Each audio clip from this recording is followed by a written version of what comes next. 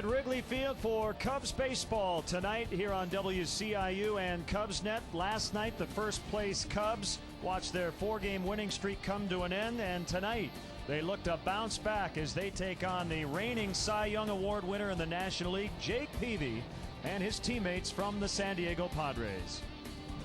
Hi again, everyone. Alongside Bob Brenly, I'm Len Casper. The Cubs are closing in on free agent Jim Edmonds. It's not official yet, but Bob, he could be in a Cubs uniform as early as tomorrow. Yeah, Len, this is one of those very low risk, possibly high reward situations. Jim Edmonds, a .285 lifetime hitter with 363 career home runs. If he can come over here and give the Cubs a little shot in the arm, give Lou that left-handed bat he's looking for, it'll be worth it. The Cubs won Monday. They lost last night. They'll turn to Ted Lilly tonight, and he has been getting a lot better start to start. Yeah, 4 quality starts in a row. He's won 3 of those ball games and was really on top of his game against the Diamondbacks in his last start. Had all of his pitches working, commanding it on both sides of the plate, and tied the ball game up in the 5th inning with a clean base hit into center field. He really did it all last time. He is looking for his 5th consecutive quality start, again coming off his best outing of 2008, and he is 3-0 lifetime against the San Diego Padres. Peavy, we mentioned, won the Cy Young last year. This is going to be a tough matchup for the Cubs offense. Yeah, Ted Lilly may have a hard time getting a knock off of Jake Peavy. He's been one of the best in the game for a long time, and just a tremendous year last year winning the Cy Young. The Cubs are still a game up on the St. Louis Cardinals in the Central. The Padres come in last in the National League West. We're set. Nice night for baseball here on the north side. The Cubs hosting the Padres next.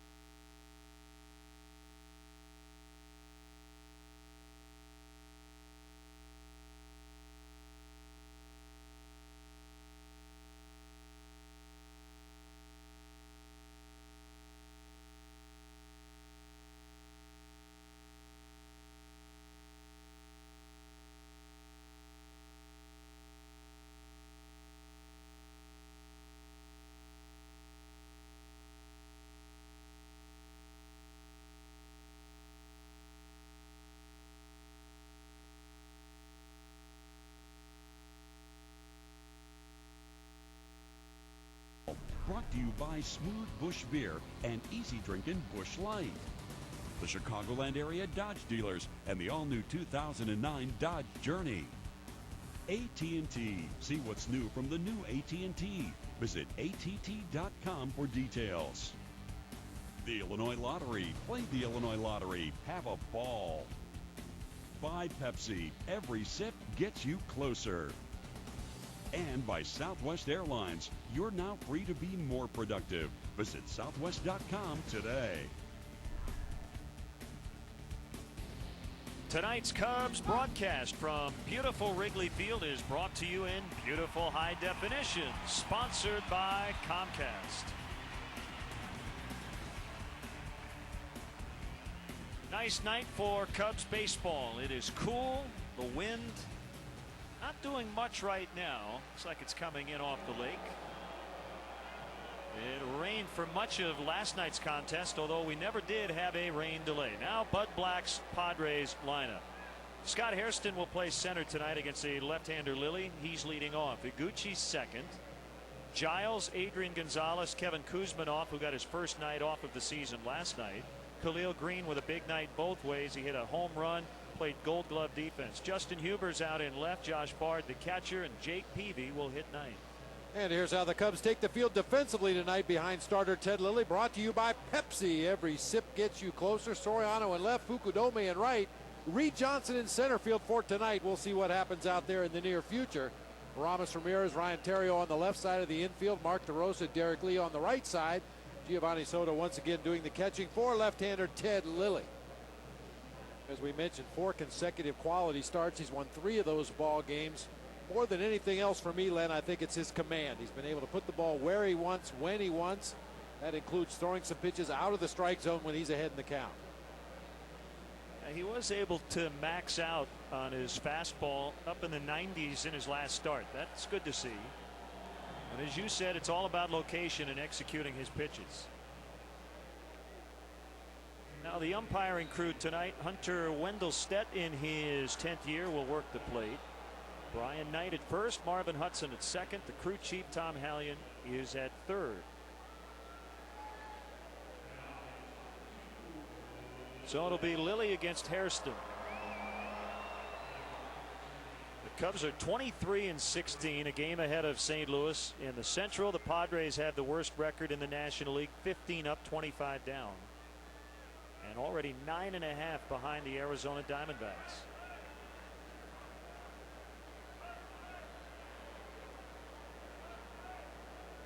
Lilly ready to work, and the first pitch of the ball game is a strike.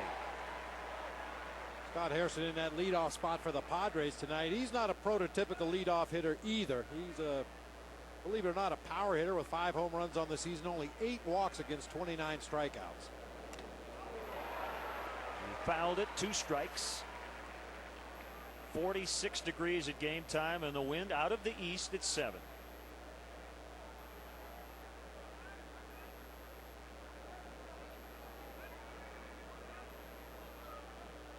Slow wind by the lefty, jammed in that time, and Hairston fouled it back.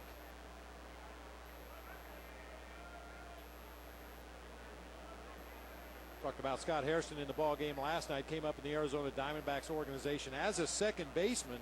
It probably wasn't his best position. He seems to have found a home in the outfield here with the Padres. Swing and a miss. Strike 3. Good start for Ted Lilly.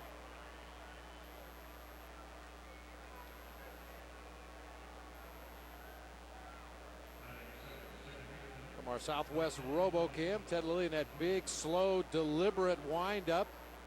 Gets Hairston out in front of an off-speed pitch there. Tadahito Iguchi is 1 for 10 with an RBI in the first 2 games of this series.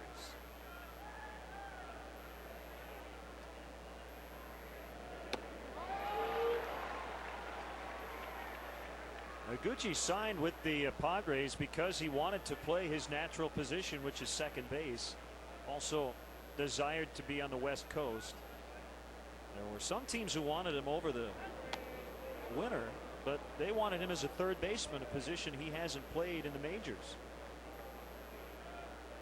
Well, he can make some of the most acrobatic plays you've ever seen at second base. I still recall the one play he made as a member of the White Sox, coming straight in on a slow roller. Was parallel to the ground as he threw underhanded under his own body over to first base for the out. Maybe the best play I've ever seen a second baseman make.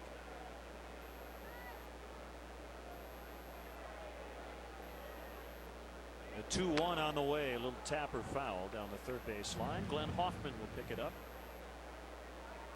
You know, Len, it's not unusual. We come to the ballpark every day, and certainly guys from different teams have friendships from teams past or from college or from wherever. It's not unusual to see some of the Spanish-speaking players get together behind the cage during batting practice. And today, Iguchi and Fukudome hooked up out in shallow center field.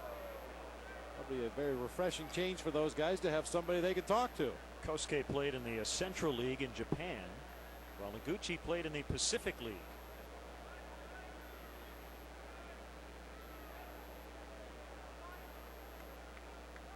Full count on him. Back comes Lilly. And a couple of strikeouts for Ted to start this ball game. Boy, and that came on a pitch that he's used sparingly this season, but with each successive outing, it's getting a little better and better. This is an 83-mile-an-hour slider. Starts over the inside part of the plate, ends up off the plate inside. Iguchi swings right over the top of it.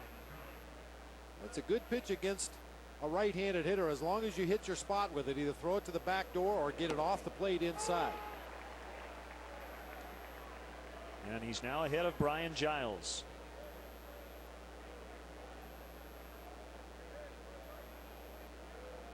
Brian's in that 3 spot. And it's a little low. 1 ball, 1 strike. Padres got Giles from the Pirates back in August of 2003. He's from El Cajon, California, which is near San Diego. 2-time All-Star.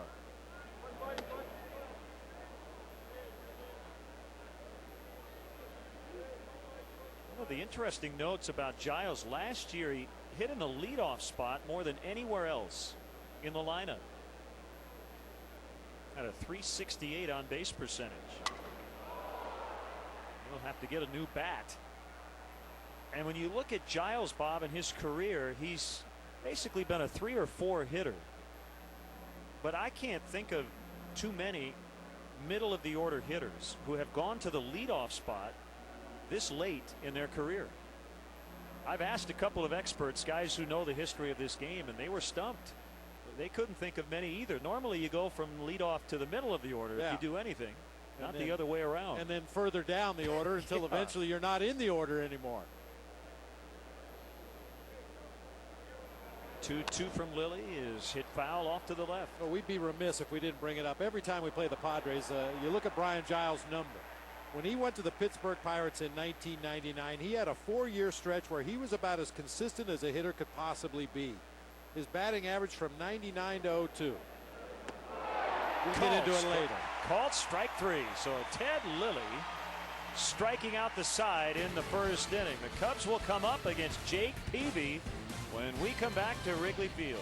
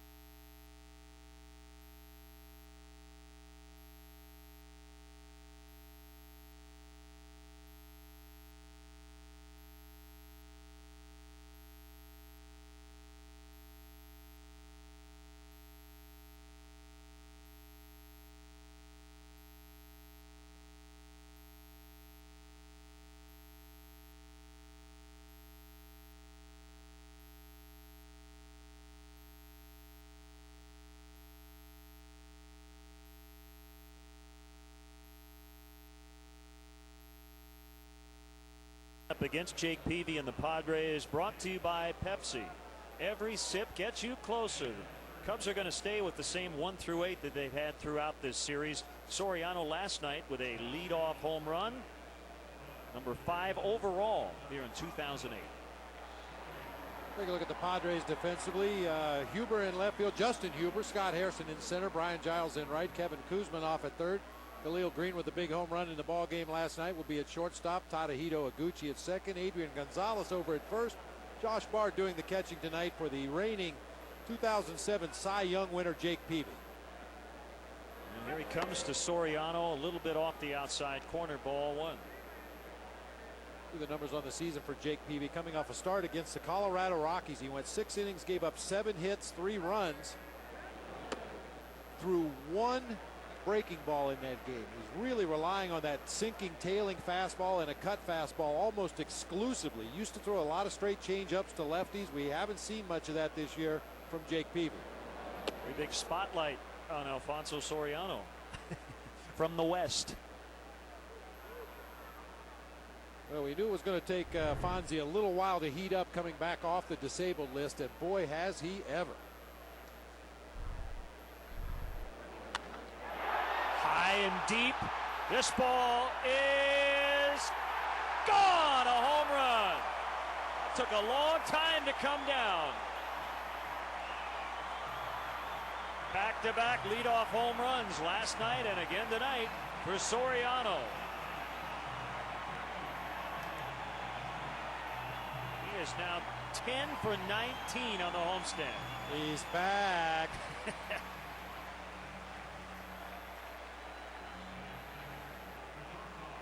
Wow, he crushed that ball just to the left of straightaway center field. No doubt in his mind that ball's headed for the bleachers. The fans behind that third base dugout, they love it. Sixth home run on the year. The 46th career leadoff home run for Soriano. That's the sixth home run that Peavy has given up this year. He gave up only 13 all season last year. We've seen more breaking balls already in the first two hitters than he threw in his entire last start against the Rockies. That blast had a lot of hang time.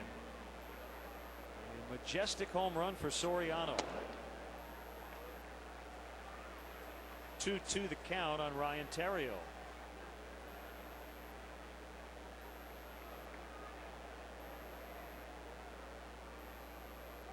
Next one, swing and a miss. That's a strikeout.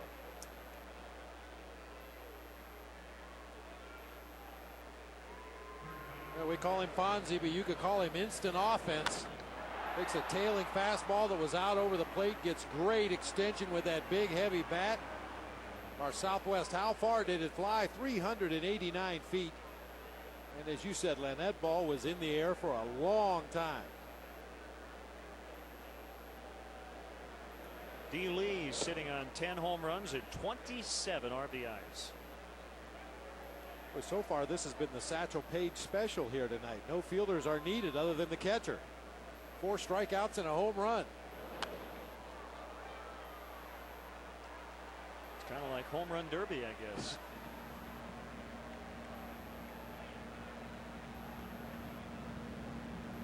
Big Z liked it.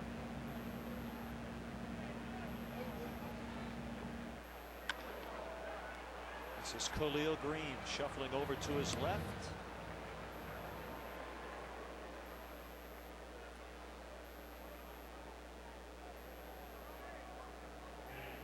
It's been a lot of fun to watch the progress that Soriano has made since his return from the disabled list. There's no question, and he would admit he struggled mightily in the first 5 or 6 games coming back off the DL.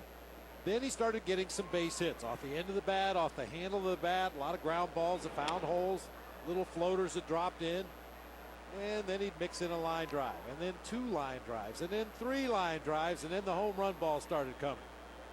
He's definitely back.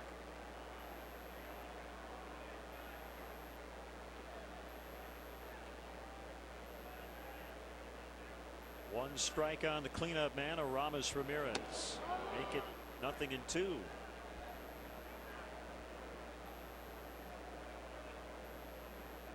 It's the 4th time already in 1 year plus for Soriano as a Cub that he has hit a leadoff home run in back-to-back contests.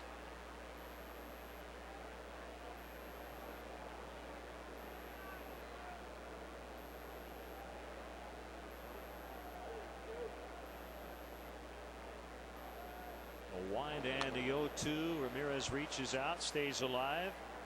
Well, Jake Peavy over the winter signed a 3-year $52 million extension, so he's locked in with the Padres through 2012 and a club option for the following year. That contract won't even start till 2010.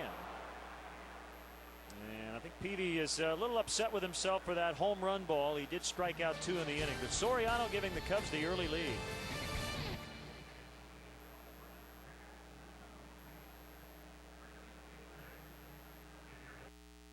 Welcome to the new and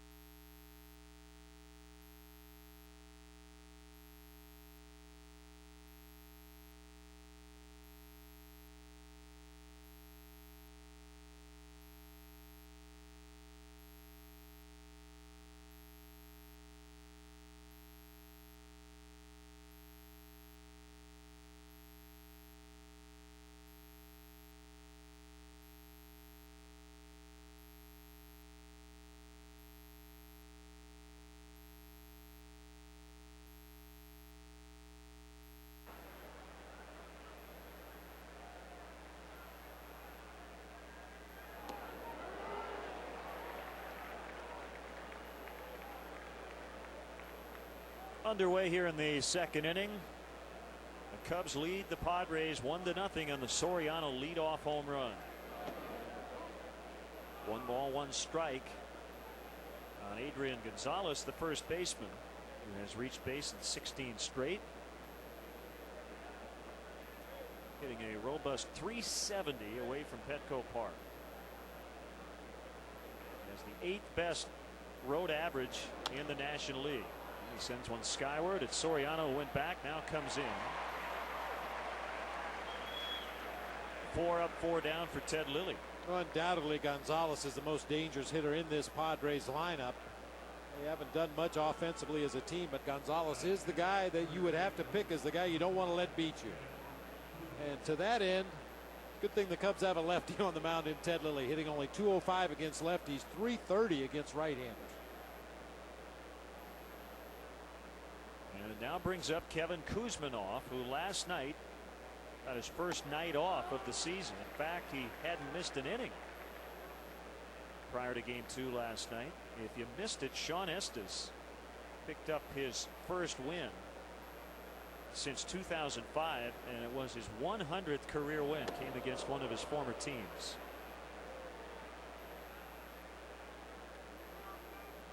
Estes with his first major league victory since September 9th, 2005. Battled back from Tommy John surgery. It was a weird night. Rained most of the evening.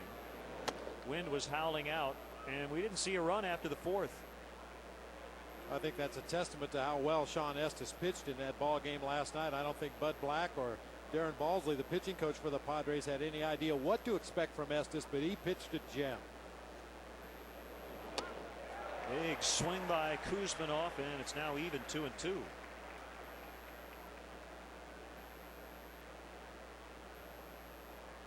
Bud Black, of course, a former pitching coach under Mike Socha with the the Angels of LA and Southern California, Western Hemisphere, North America, all that stuff.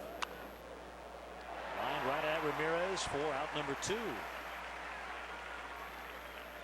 I think Anaheim's in there somewhere. Of Anaheim.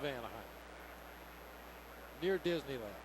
Kind of interesting. I think it was Terrio throwing the ball to DeRosa, and Mark couldn't see it. I think the sun got in his eyes. You can see it peeking through behind the lower section of grandstands there. Won't be a problem too much longer. We hope. The last thing you want to see is a Cub get hurt throwing the ball around the horn. That would not be a good thing. No. If that sun doesn't go away soon, we're all in deep trouble.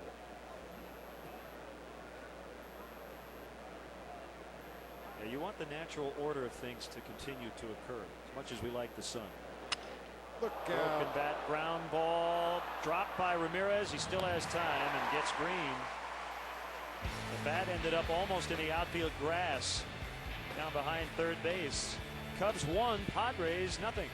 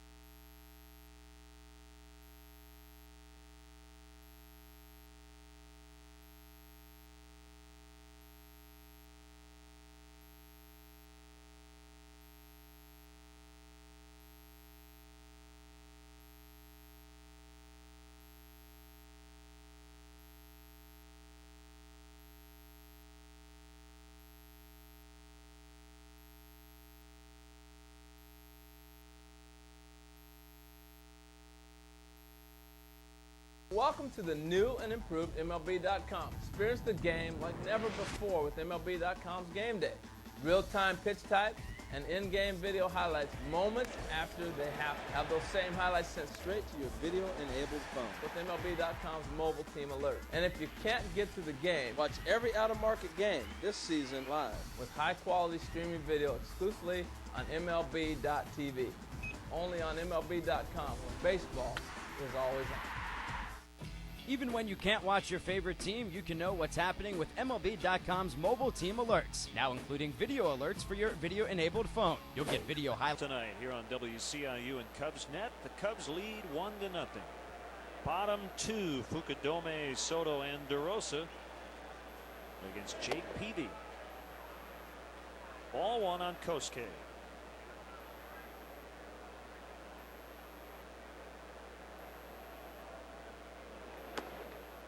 Padres wanted Fukudome to be a teammate of Jake Peavy. They were very interested in him before the Cubs signed him. In fact, the Padres did make him an offer. He chose the Cubs instead.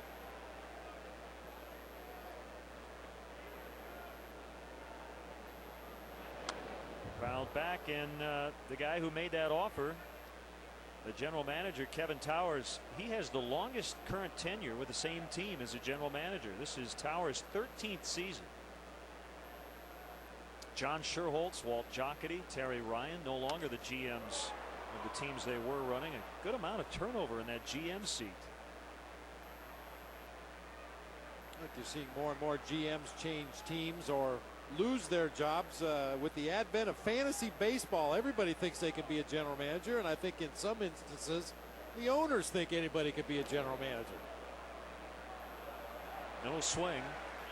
Bart applied the tag just in case Fukudome went around, but on appeal Tom Hallion said he held up. You be the judge. Good look at it from this angle. Kosuke clearly keeps that bat back behind home plate. In the dirt, 3-2.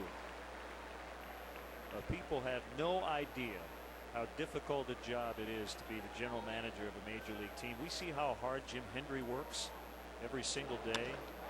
That one smacked to deep center. It's going to send Hairston back, and it just missed getting out off the wall. It's a double for Fukudome. Hairston got all twisted and turned around. I don't think he catches it either way. But it got off the wall behind him, and that's a leadoff two-base hit. Well, we've seen Hairston in left field. This is his 12th start in center field, but he really got turned around, as you said, out there in center field. Broke the wrong direction, tried to recover, get back to the right shoulder.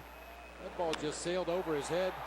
Talked about it before the Diamondback series. Kosuke Fukudome has fooled a lot of center fielders and left fielders this year. He's got good power to the opposite field. Maybe not home run power, but gap power and enough to hit it over the head of the left fielder or the center fielder.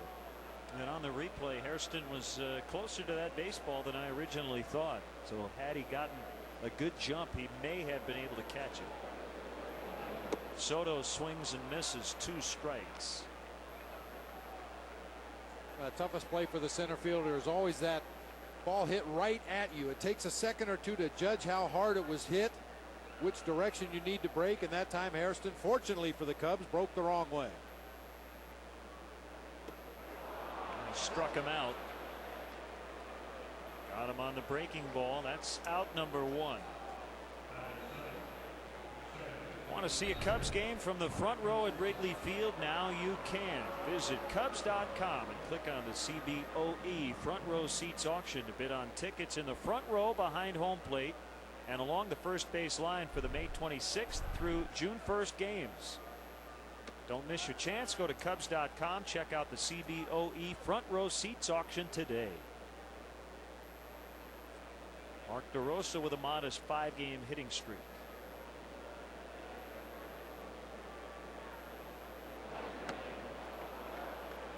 You'll see some swings and misses against Jake Peavy.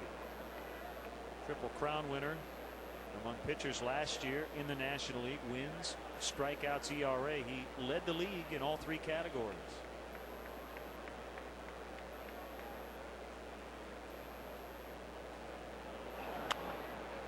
Ground ball to third base. That'll keep Fukudome at second. As Kuzmanov throws out DeRosa, 2 down. Yeah, Len, a lot of impressive numbers for Peavy last year. Obviously, if you win the Cy Young Award, you've had a great year, but the thing that really jumps out at me is the 240 strikeouts against only 68 walks.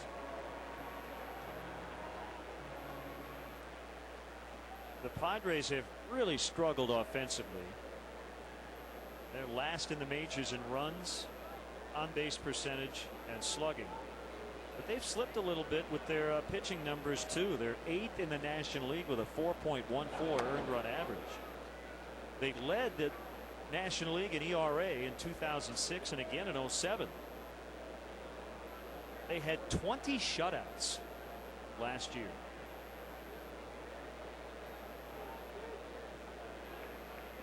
The Padres pitching staff was so good they won 3 times in 07 while getting just 2 hits offensively.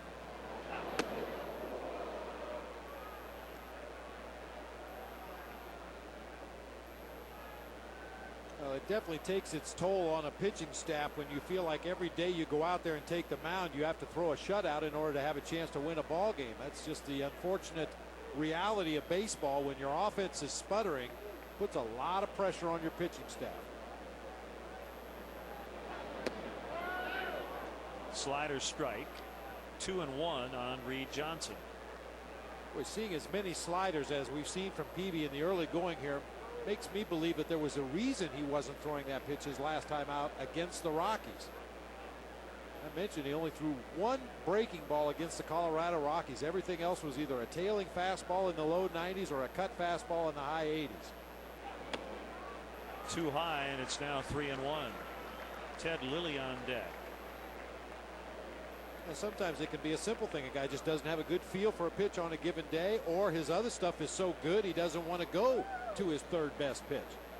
Maybe he had a little bit of a blister. You never know what the reason was, but for whatever reason, only 1 breaking ball in his last start against the Rockies. 3-2.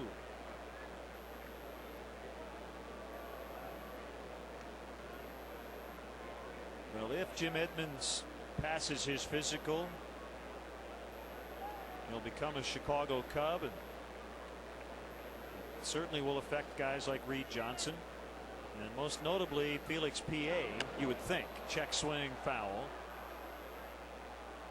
You never ever want to assume anything, but you'd have to think Felix is ticketed for AAA Iowa if and when Jim Edmonds becomes a Chicago Cub.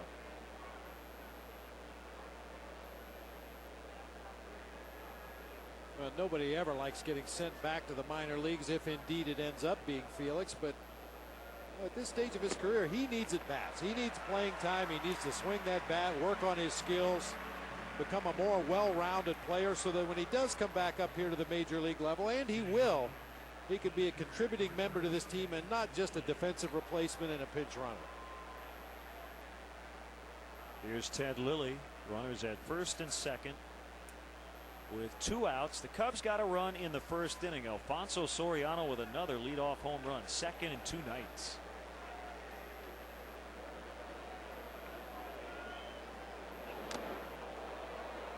Good hack by Ted Lilly.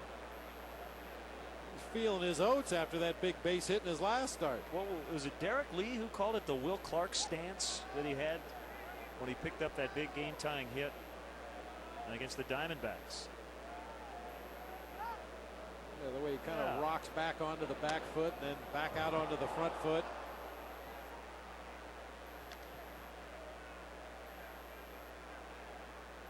Will Clark was a rather intense player.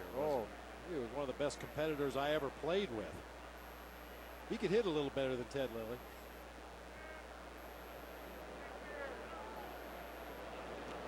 It was not a Will Clark-like swing, but it works out.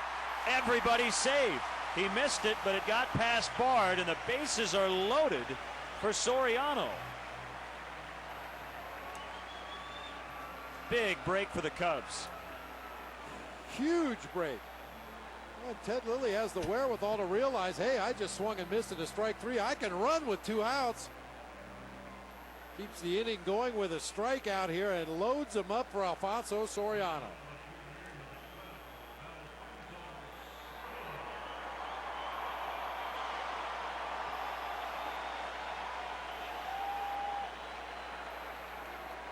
Three on with 2 outs.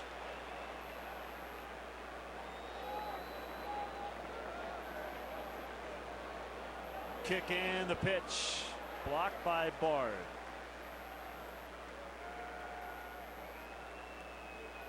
Take another look at that strike 3 to Ted Lilly. Pitch that Bard wanted down and in. Kind of a lackadaisical effort reaching across there. Tried to pick that ball out of the dirt rather than shuffle in front and block it. Did not hear the scoring decision, but we would assume it's a wild pitch. The ball hit the dirt. It was the 4th strikeout for Peavy.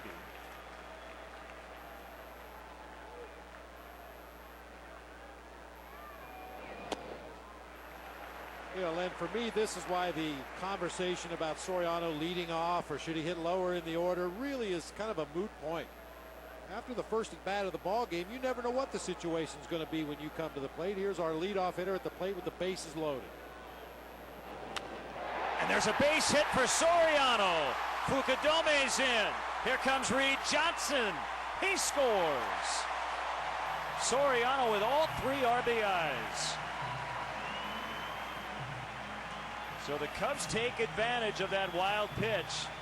And a heads-up play by Lilly to get to first base after the strikeout. And Soriano strikes again. Another breaking ball just off of the outside corner, but with that tremendous plate coverage, Soriano is able to reach out and hook it back to left field. Little top spin line drive. Great jump at second base by Reed Johnson to score easily on that play.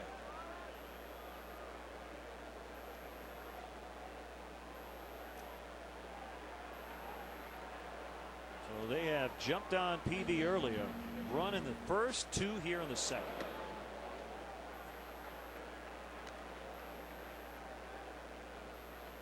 And another pattern that Peavy has exhibited over the course of his career. He likes to work away to right-handers. He'll come in for effect on occasion, but he wants to work away both with that sinker and the cut fastball. You see Josh Bard continually sets up on that outside corner to the right-handed hitters.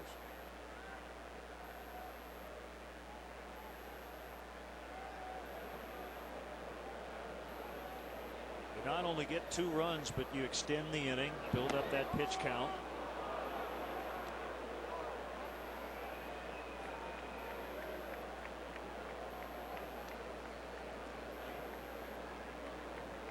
This will be his 50th pitch. Here it is. Hit foul to the right. Peavy 2-0 with a 2.10 earned run average in his career and 5 starts against the Cubs. Ted Lilly 3-0 with a 2.19 versus the Padres.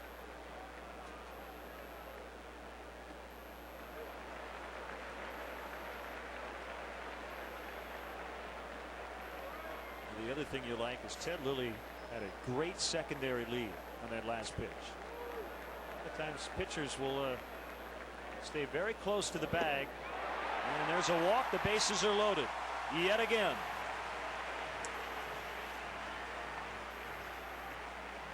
This will be a catch your breath meeting from Darren Balsley, the pitching coach, just coming out to give Peavy a little bit of a rest out there on the mound, try to regroup, figure out how they want to attack Derek Lee.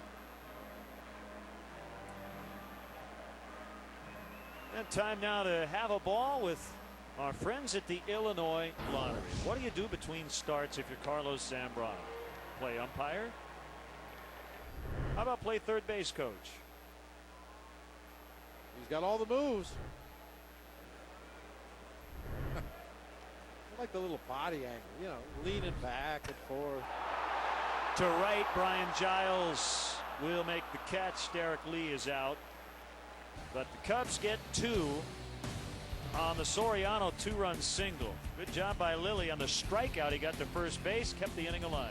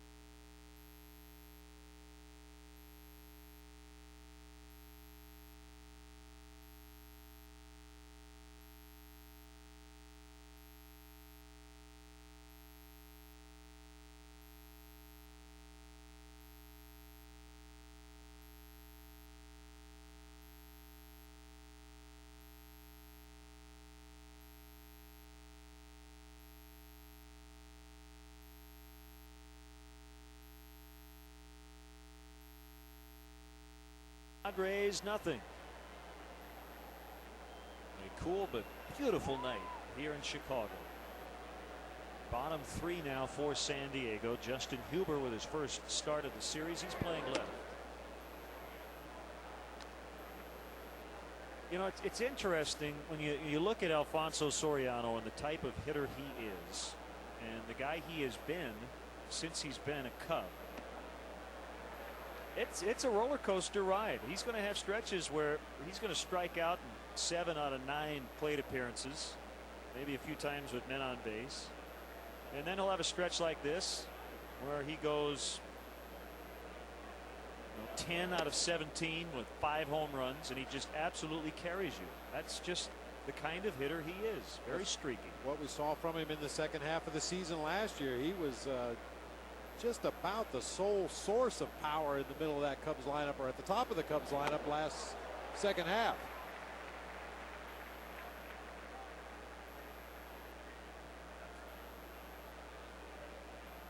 This is Justin Huber's 8th start in left.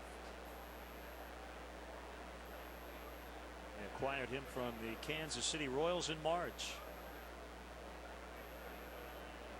The 2-2 from Lilly fouled it back.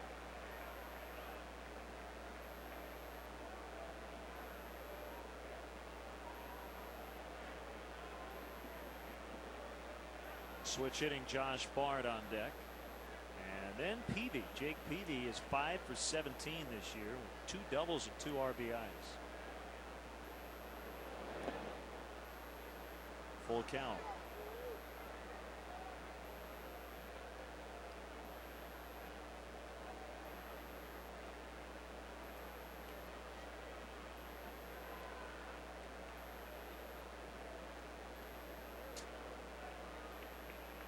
Deep breath by the starting pitcher.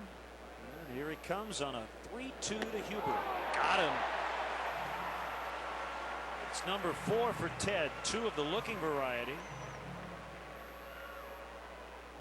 A nasty pitch that time from Ted Lilly. It's such an easy pitch to quit on as a hitter. In that 3-2 count, you want to make that pitcher throw a strike. The ball starts off well outside of the zone, but breaks in there to catch the outside corner from our Southwest RoboCam. You see Hunter Wendelstedt ringing him up. Fouled away by Josh Bard, who caught all 22 innings of the Padres' loss to Colorado on April 17th. 6 hours and 16 minutes. Most innings caught since Sandy Alomar and Brian Harper went 22 innings. Cleveland and Minnesota back in 1993.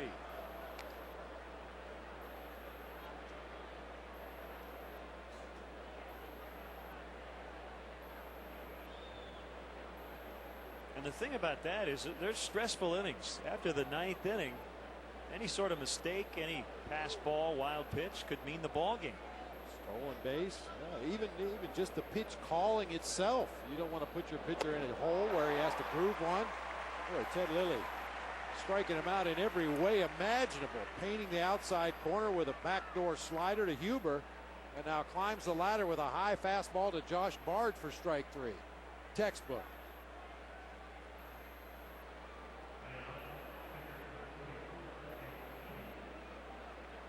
Now he'll go after the pitcher, Peavy. 2 outs, nobody on. I knew that was going to happen. I didn't want to say it. Ted Lilly mowing him down through the first 8 hitters. The pitcher gets up there, bam, first base runner. And I bet if we ask Ted Lilly after the ball game, he'll say that was the first pitch of the game that he threw without a plan. He just rears back and throws a fastball down the heart of the plate. Jake Peavy's all over it. Facing the first 8 hitters in this Padre lineup, you can see Ted Lilly moving the ball in, out, up, down. Just tried to get ahead of the opposing pitcher, and he whacked it into left field for a base hit. What a game, isn't it? It is. What a game.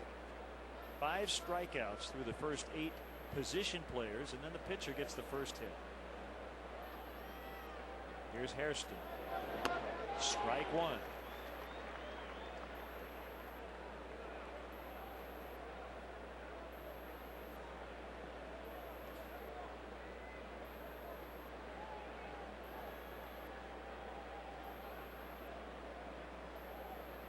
Another big night for Chipper Jones. He has hit his 11th home run. Atlanta shutting out the Phillies 8-0 in the bottom of the 6th. He's 2 for 3. He's hitting .421. Ooh.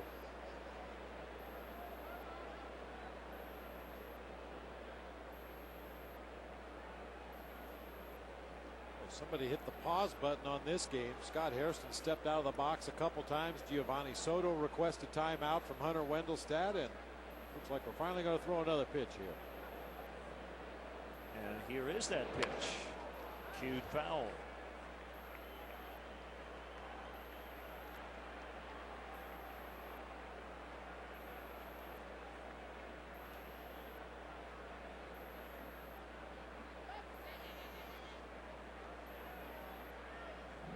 Giles right now in the hole with Iguchi on deck.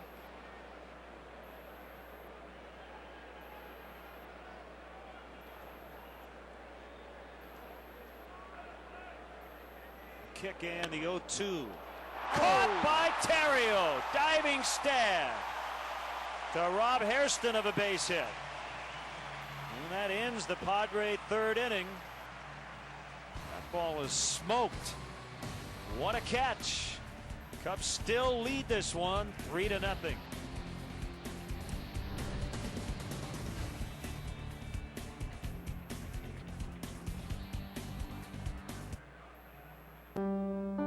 Willie Mays, September 22nd, 1969, 600. Babe Ruth, August 21st, 1931, 600.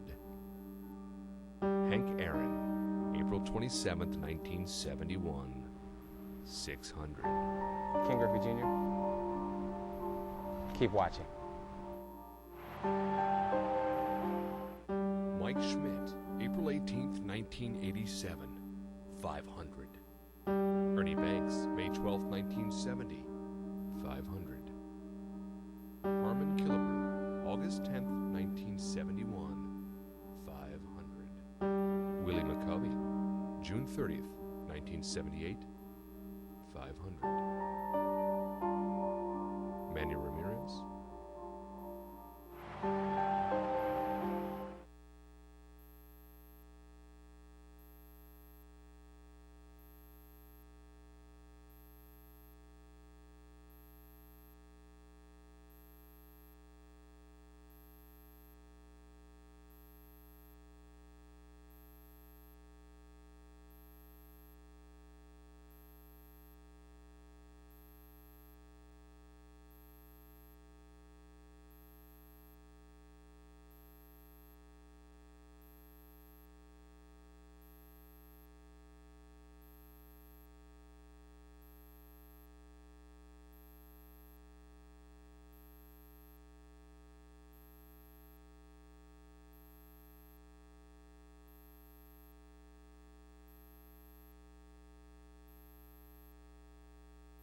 It's our beehive camp. Last of the third. Well, let's see. The Cubs got 1 in the first, 2 in the second. Maybe they'll get 3 in the third. Good to get on a guy like Peavy early.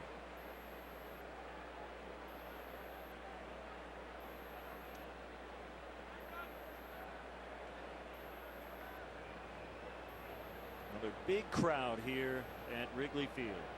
Long 10-game homestand that kicks off the mound and into left center.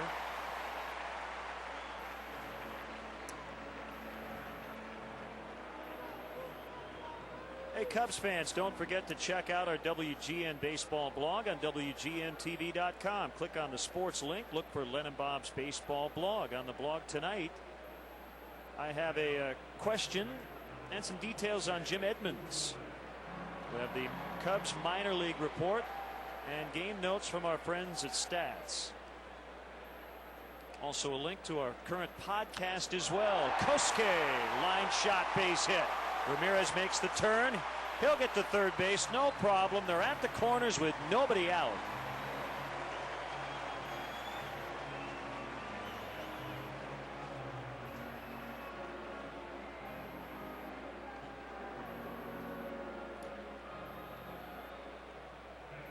Cubs scored 1 in the first, 2 in the second. Looking to add on to that here in the third inning. Kosuke takes advantage of a fastball right down Main Street, lines it back into center field. Scott Hairston had to move. Another base hit. Ramirez will trot home. 4-0. Giovanni Soto with RBI 27.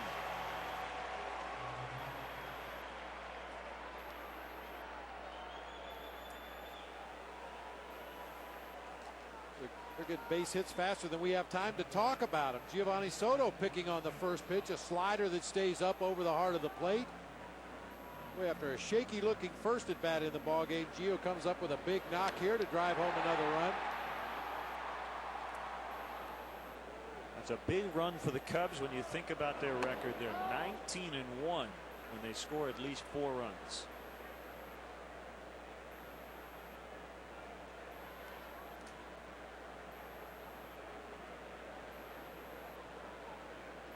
And these these runs are not coming off a number 5 starter or a recent minor league call-up. It's against Jake Peavy, who won the Cy Young last year and came in with a 2.47 earned run average.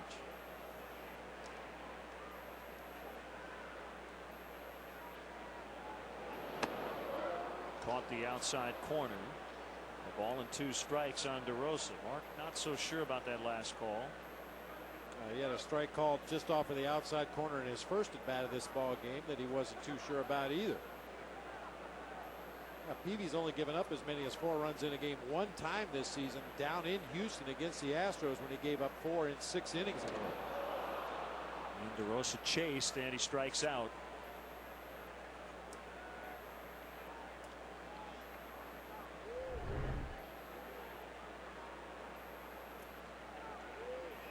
You see the numbers. The Cubs since early June, when they really turned things around here at Wrigley Field, they're 21 games over 500. Really scuffled at home the previous couple of seasons. Scoring a lot of runs. Friendly confines.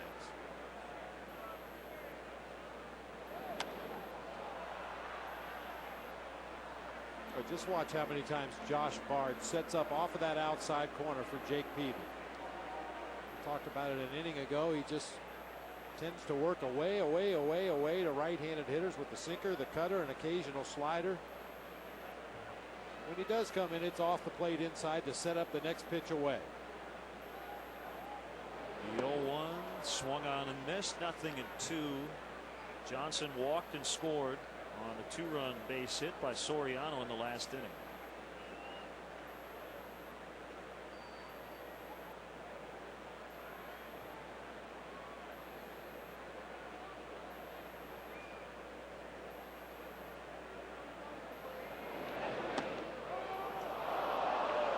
And that's strike 3, so Johnson out.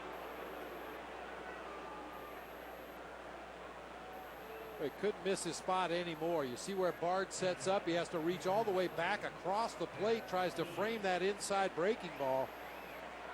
Yeah, that's a tough call to get from a home plate umpire when you miss your spot that badly. It was a strike, but way off his target.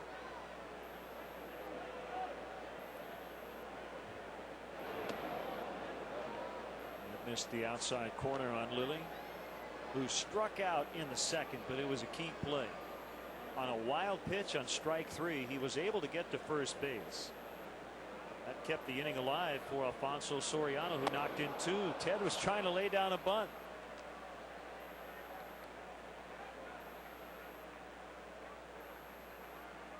Any way to get on base ahead of Soriano right now. That's right.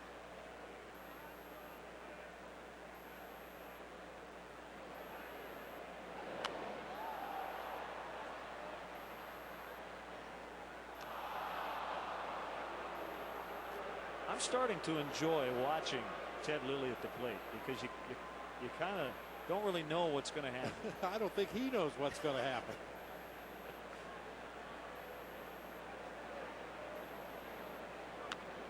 Pulled foul.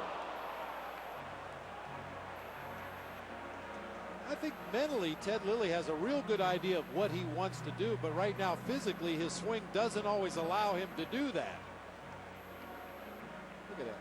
Jumping both feet off the ground when he made contact. Just hooked it foul down that first baseline. That's how you teach it. Nice emergency swing. I mean, don't they teach kids that literally when you make contact you want to have both feet off the ground? Yeah. Jump up in the air, levitate, put the ball in play, and then fly down the first baseline.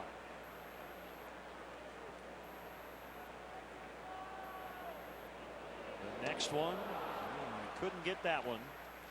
3 hits and a run for the Cubs. They've scored in all 3 innings. It's 4-0.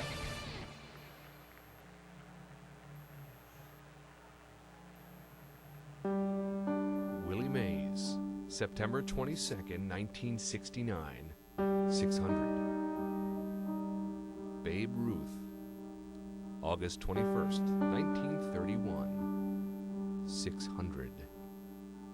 Hank Aaron, April 27th, 1971, 600. King Griffey Jr. Keep watching. Mike Schmidt, April 18th, 1987, 500. Ernie Banks, May 12th, 1970, 500. Harmon Killebrew, August 10th, 1971, 500. Willie McCovey, June 30th, 1978, 500. Manny Ramirez.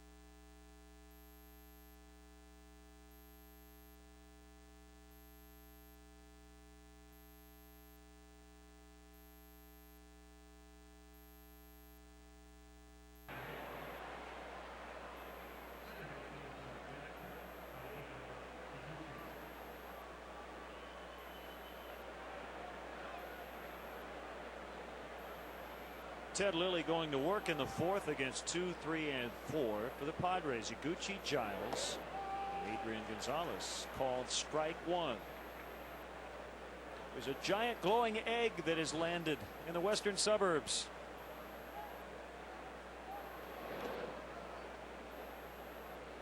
It's a tequila sunset somewhere in town. I'm sure it is.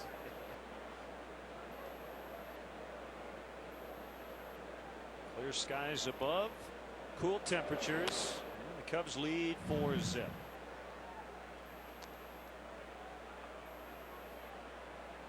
It's sinking.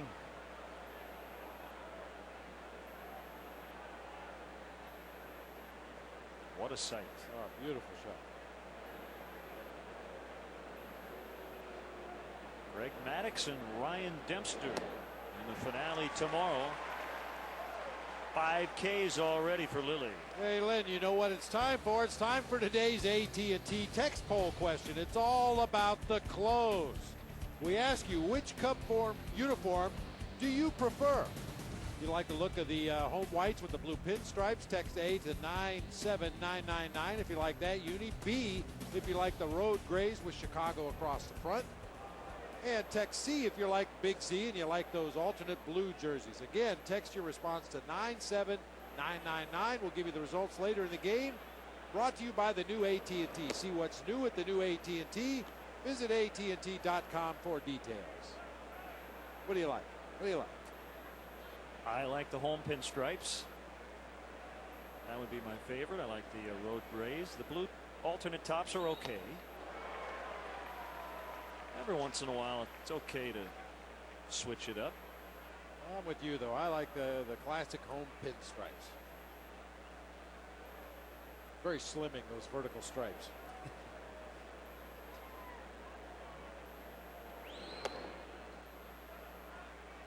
Three and one on the patient Brian Giles. With that baby blue 70s look on the road. With the white pinstripes.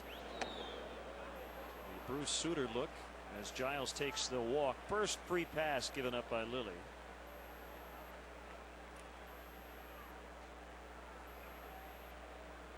And Adrian Gonzalez will dig in. Well, I started to talk about Brian Giles earlier in the ball game, got interrupted by something or other. But he had a run in Pittsburgh from 1999 to 2002 when his numbers were about as consistent as a Major League Baseball player could be. His batting average over those 4 years went 315, 315, 309, and then he slumped down to 298. He hit 33 doubles, 37 doubles, 37 doubles, 37 doubles. Home runs 39, 35, 37, 38. You can't put together 4 more consistent years than Brian Giles did his first 4 years in Pittsburgh. One of 11 active players with 1,000 runs, 1,500 hits, 250 home runs, 1,000 RBIs, and 1,000 walks. He doesn't hit for the power he once did, but he still gets on base.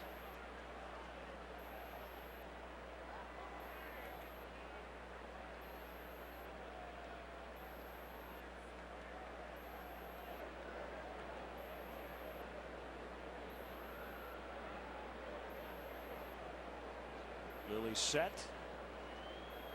Here he comes on an 0-2. It's outside. The fastball up at 93. 1-2 on Gonzalez. Kuzman off next. Cubs would like a double play to get out of this inning.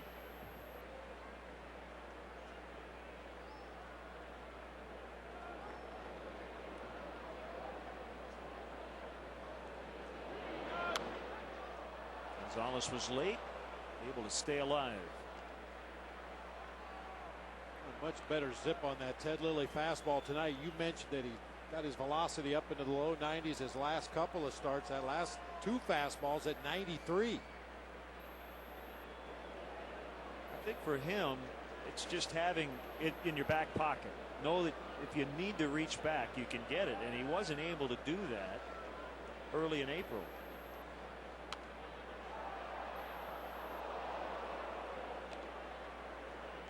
Well, there's a lot of hitters around the major leagues, Len, that if you show them your best fastball, and in Ted Lilly's case tonight, that's in the low 90s, the last one at 93.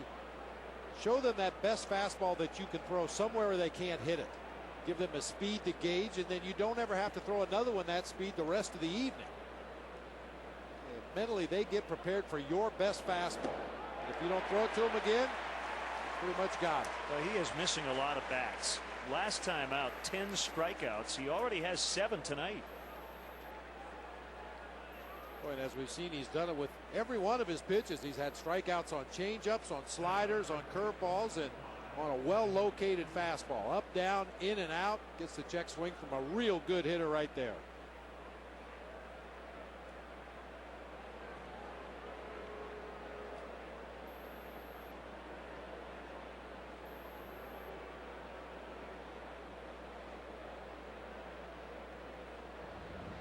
Lob to first. Giles only 1 out of 3 in the stolen base department. And the Padres as a team, they've only attempted 16 steals. They have 13 stolen bases. They've been caught 3 times. Giles didn't even have much of a lead over there at first base, but Lou just wanted to make sure he didn't break on first move. Kuzmanov last year got off to a very slow start. In his first year with the Padres, he hit 113 in April, but then he settled in. He finished the year at 275 with 18 home runs and 74 RBIs in 145 games. Well, talking to their skipper Bud Black and their bench coach Craig Colbert, the thing they were impressed about Kuzmanov is the fact he didn't take it out to third base with him. He struggled offensively, but he brought his glove every night, made all the plays, and eventually the bat came around. Hit a game-winning 2-run homer off Sean Marshall on May 23rd of last year in San Diego.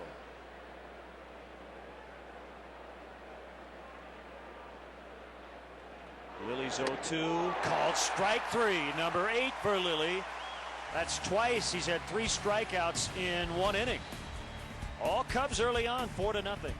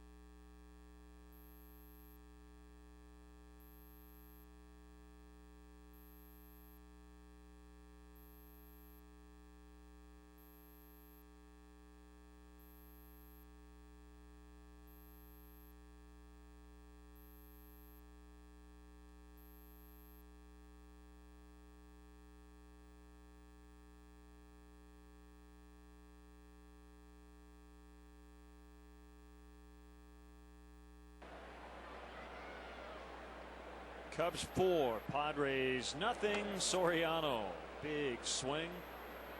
He has 3 of the 4 RBIs for the Cubs tonight. Boy, that is one locked-in pitcher right there. So far, the best we've seen from Ted Lilly this summer, if it is summer. It will be soon. At some point.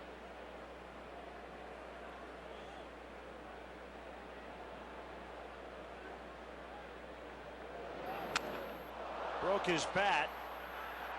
And a diving catch by Jake Peavy.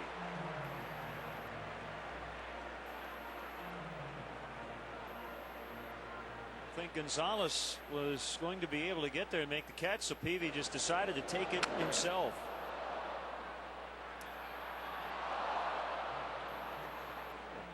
Looked like he could have made that catch and stayed on his feet, but the dive for effect, nice play. Two-handed catch by Jake Peavy right on the foul line. Gets his uniform dirty. And it brings up Ryan Theriot, who has struck out and walked. Green can't get it. Kicked off the side of the mound. Got past the shortstop. That's a base hit for Theriot. Hey, Cubs fans, come to StubHub Day at Wrigley Field this Sunday. Game time is 1:20. But be sure to arrive early. The first 10,000 fans will receive a free Cubs t-shirt courtesy of StubHub, the official fan-to-fan marketplace of Cubs.com.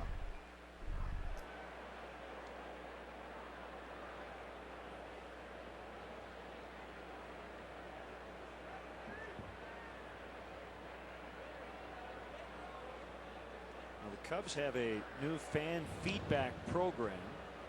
They announced it today. Called Tell It to the Cubs, and that will provide season ticket holders the chance to join Cubs chairman Crane Kenny and other members of the Cubs front office as they discuss some issues surrounding the club, Wrigley Field, the Wrigleyville neighborhood, and beyond. And also the Cubs announced a new email address, fanfeedback@cubs.com, where all fans can provide comments and suggestions directly to Cubs management. So that's fanfeedback@cubs.com.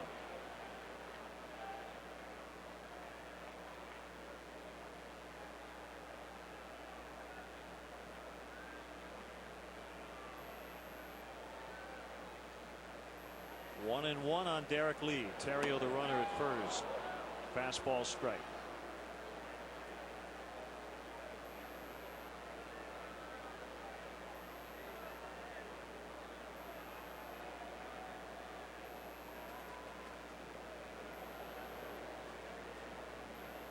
Peavy's 1-2. We'll do it again.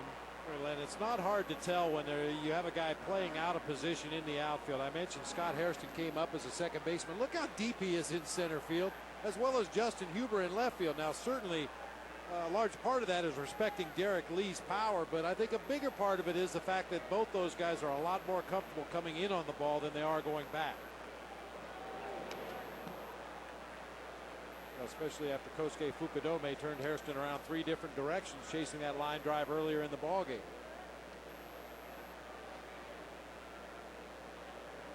You see Sean Gallagher there on the right. Sean's going to start on Friday against the Pirates. Made an emergency start on Mother's Day for Carlos Zambrano.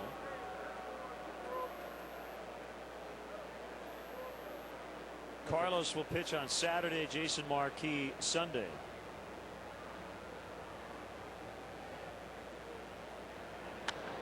Driven in the air deep to right. Giles makes a catch. 2 outs. Hey, Cubs fans, we want to remind you that you can get official Cubs text and video alerts on your mobile phone. Text Get Cubs to 65246.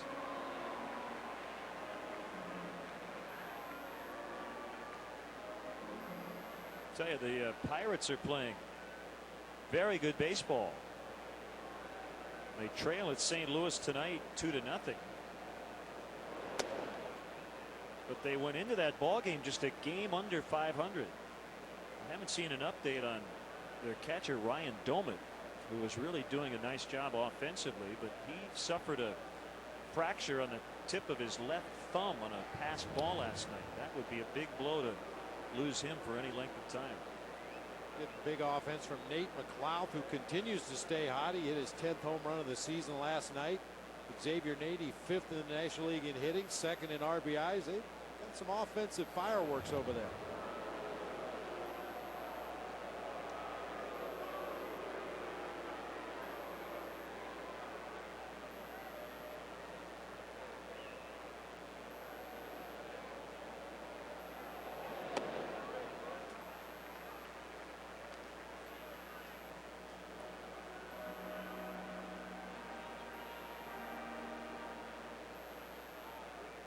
Eric Gagne's back in that closer role.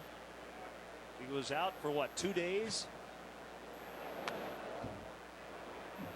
Scoreless 9th and got the save for the Brewers last night.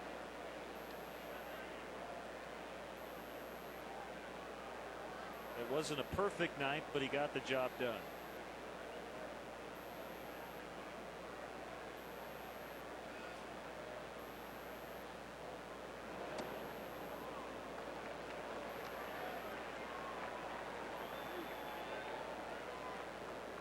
Even with his struggles, Eric Gagne with 10 saves is 3rd in the National League. Without looking, can you guess who's leading the National League in saves? In saves. Now Isringhausen has struggled mightily too. He's 2nd with 11. Kevin Gregg? I'm just thinking of somebody who is on a team that's doing well. Oh no, it's a good question. I don't know the answer. Well, I didn't know either until I just looked at the stat sheet. Brian Wilson from the San Francisco Giants with 12 saves on the season. Swing and a miss. That's the inning. 1 out single, no runs. The Cubs lead the Padres 4-0.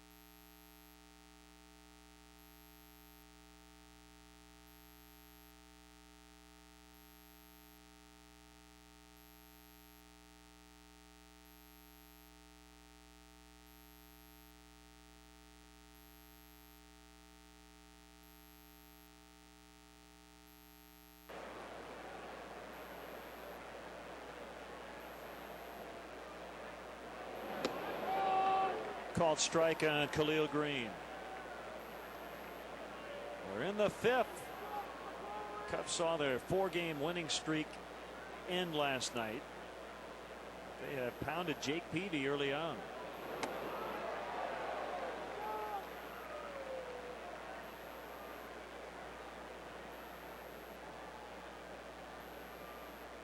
Oh, Bob, it's easy to get a little psyched out by a guy like Jake Peavy.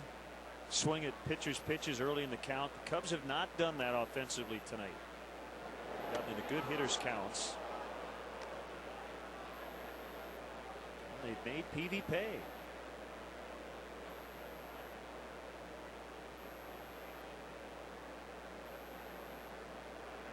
0-2 from Lilly. Towering fly ball sending Reed Johnson back on the warning track. He reaches back. Never did have to touch the vines. He was ready to brace himself, but he made the catch. 2008 Chicago Cubs baseball from Wrigley Field is brought to you by Bud Light. Endless refreshment from start to finish. Bud Light keeps it coming.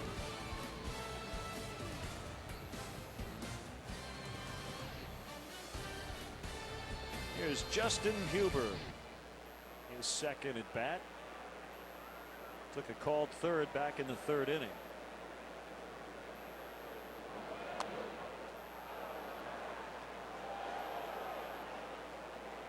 Each starter with 8 strikeouts.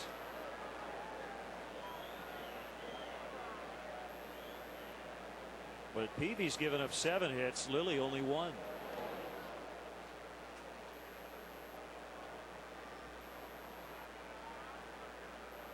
Couple of finals from earlier today in the American League. Miguel Cairo with a game-winning RBI in the top of the 12th. Seattle dumped Texas 4-3. Terrio can't get it. That's a base hit into left center.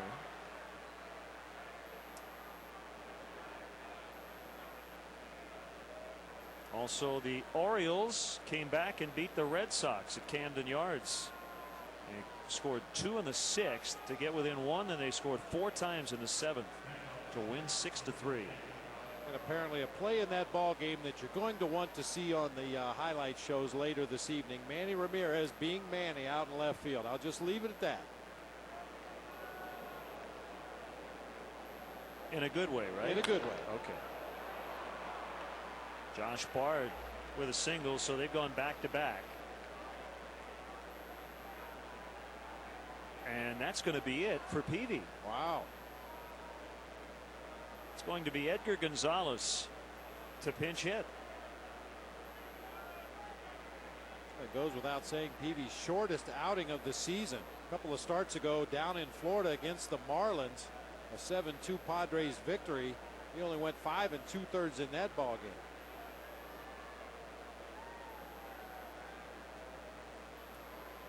Hey, there's a new Len and Bob's podcast, and it's available on WGNTV.com. Bob and I recorded this week's webisode after Sunday's sweep of the Diamondbacks. Just go to WGNTV.com, click on the sports header, and then look for the link to Len and Bob's podcast. While you're at it, if you haven't done it, go ahead and make WGNTV.com your homepage right now. Also, if you want to dip into the archives, last week's podcast from our new studios also available. You know, I've read this line many times. I don't even know what it means. What's header? Is that like internet jargon? Is that like you click on where it says sports? You're asking the wrong guy. The header's when a soccer player knocks the ball into goal with his dome. Yeah.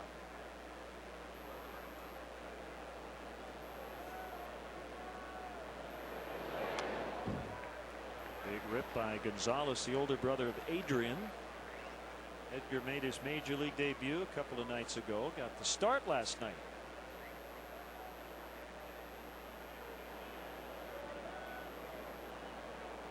Speaking of headers and soccer, the Chicago Fire will handle our 7th inning stretch tonight. Cuauhtemoc Blanco, Chris Rolfe, and Chad Barrett.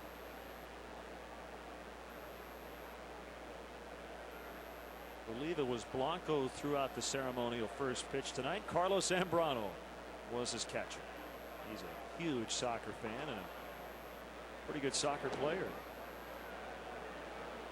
I wonder if a soccer player would have the kind of control with his foot to kick a baseball from the rubber into the catcher.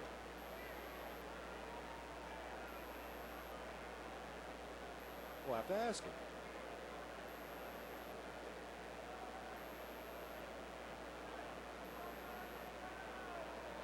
First time tonight the Padres have had 2 on base. Good slide and block by Soto.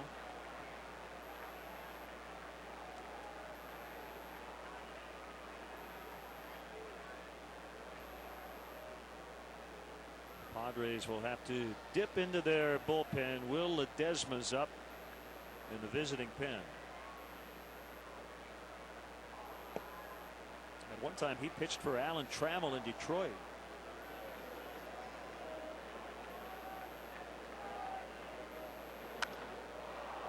High drive. Johnson is underneath. And the runners will hold. 2 outs.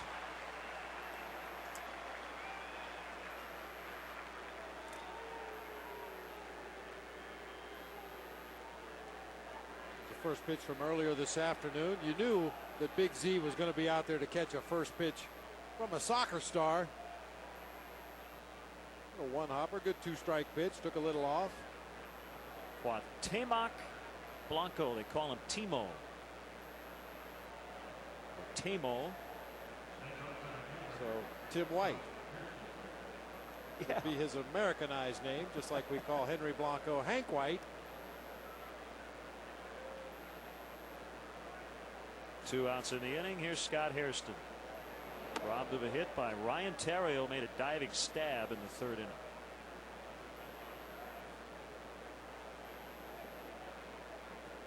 Chris Rolfe, who's with the Fire, he's from Kettering, Ohio. Do you know where Kettering is? I believe it's around Columbus, maybe west of Columbus a little bit. Quite sure. Well, again, we can ask. We can ask. Didn't he go to Dayton? I believe he went to University of Dayton, if I'm not mistaken. That is correct. Okay. A flyer.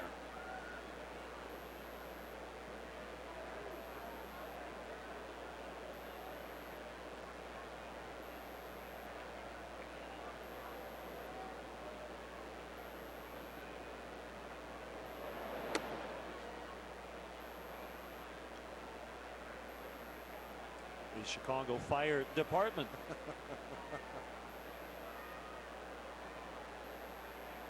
Engine 78 right across the street on Waveland.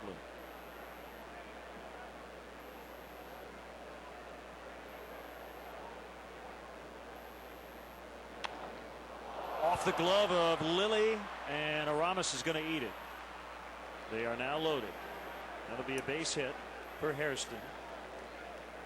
Good job by Ted. Might have saved a run there.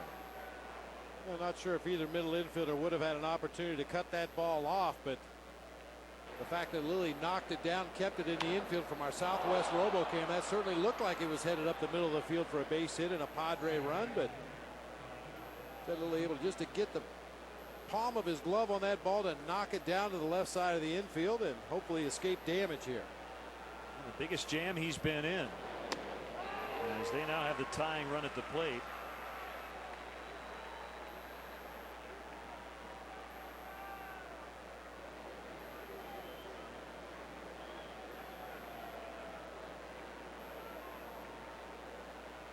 Here's the 0-1 base hit for Iguchi, and the Padres are going to get at least one. The throw to the plate, got a shot, and it got away from Soto. Good backup by Ted Lilly. It's now 4-2. Bard was able to get in.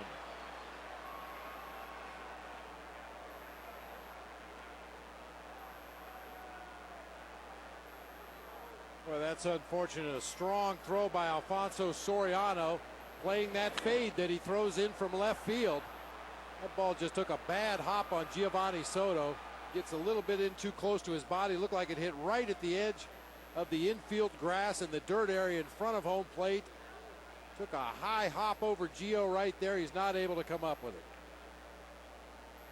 Watch this ball take off. It's right at the edge of the grass. Just shoots up over Soto all the way to the backstop. Ted Lilly right there to back it up. Well, no doubt they've got him at the plate.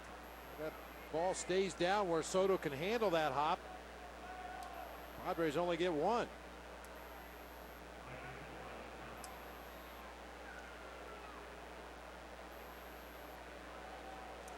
Both Hairston and Iguchi moved up a base on the throw to the plate. And that one kicks away from Soto. Hairston will try to score, and he gets in on the slide. So it's now 4-3. So for the second straight night, the Padres were down early, but they've been able to come back, and they are right back in this game.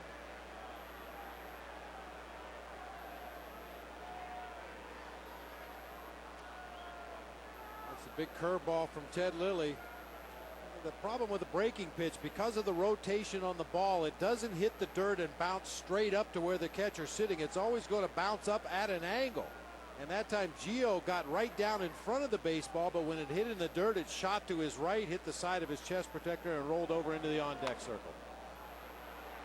Off of third and near the bullpen, everybody's scattering. It's just a foul ball.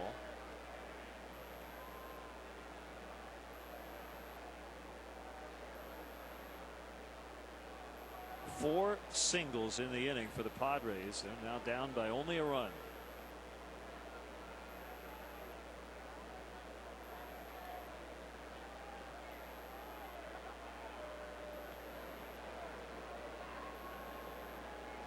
The 1-1 from Lilly. Fastball missing, 2-1. Boy, Tadahito Iguchi leading off of third base with Ramirez playing way over in the hole between third and short. The left-handed pitcher on the mound with his back turned to the runner. He's really coming down that third base line.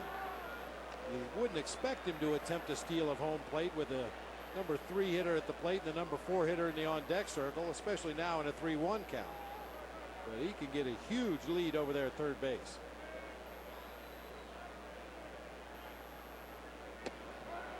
Full count on Giles. Another final from the American League. Cleveland beat Oakland. They shut them out 2-0.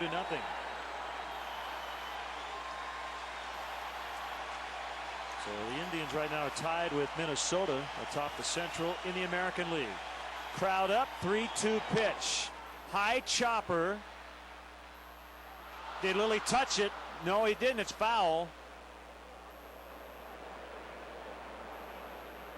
That was very close. Ted Lilly almost touched that ball in fair territory before it kicked foul. Well, he hustled over there and tried to get that ball and apply the tag on Brian Giles almost simultaneously, but just kind of fanned on it. Fortunately for the Cubs, that would have been another run if he gets a glove on that ball in fair territory and then knocks it further foul. First base umpire Brian Knight right on top of the play. It may have grazed the glove, but it already was foul. So we'll do the 3-2 once again.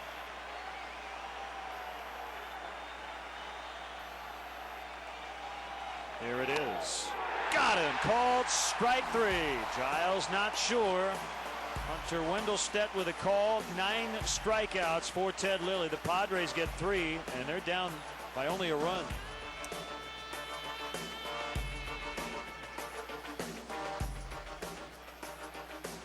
Welcome to the new and improved MLB.com. Experience the game like never before with MLB.com's Game Day. Real-time pitch types and in-game video highlights moments after they happen. Have those same highlights sent straight to your video-enabled phone with MLB.com's mobile team alert. And if you can't get to the game, watch every out-of-market game this season live with high-quality streaming video exclusively on MLB.tv. Only on MLB.com, where baseball is always on. Even when you can't watch your favorite team, you can know what's happening with MLB.com's mobile team alerts, now including video alerts for your video-enabled phone. You'll get video highlights minutes after they happen, text messages on home runs, lead changes, and more. Everything you need to stay informed throughout the season for just $3.99 per month. Sign up now and pick your favorite team. Text MLB to 65246. For complete details, go to MLB.com/mobile. Willie Mays, September 22nd, 1969, 600. Babe Ruth, August 21st, 1931, 600. Hank Aaron, April 27th, 1971, 600. Ken Griffey Jr. Keep watching. Mike Schmidt, April 18th, 1987, 500. Ernie Banks, May 12th, 1970, 500.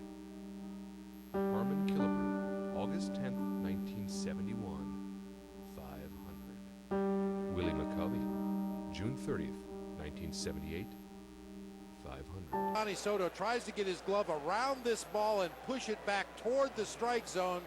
as he makes the catch and gets the call from Hunter Wendelstedt behind home plate.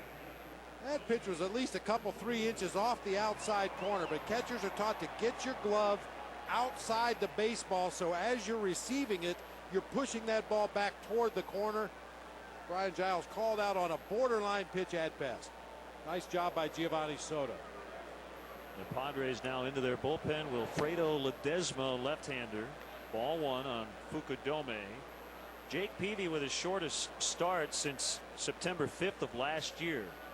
He went 4 innings tonight, gave up 7 hits and 4 runs.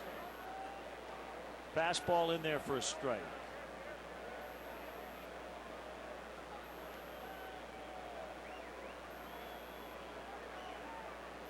Ledesma recently made a start on May 8th at Atlanta, allowed 1 unearned run over 4 innings. At one time he had a scoreless streak of 13 and a third innings. It was from April 17th to May 4th. The 2-1 pitch, foul tip, strike 2. Alan Trammell once managed Will Ledesma in Detroit. He was a Rule 5 guy, went from single A to the major leagues in 2003. That's foul.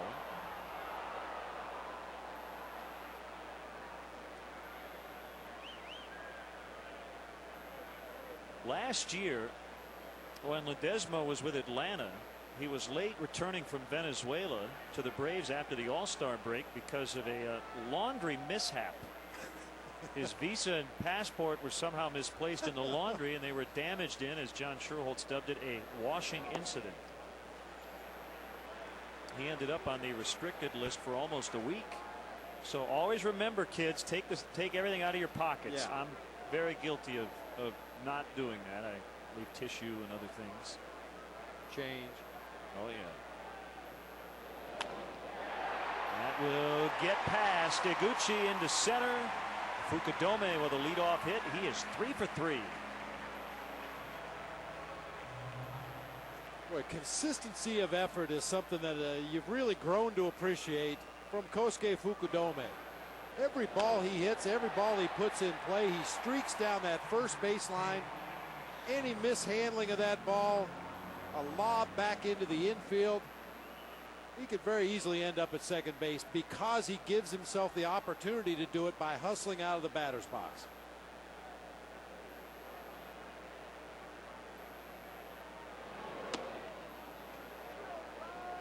Ball one on Soto.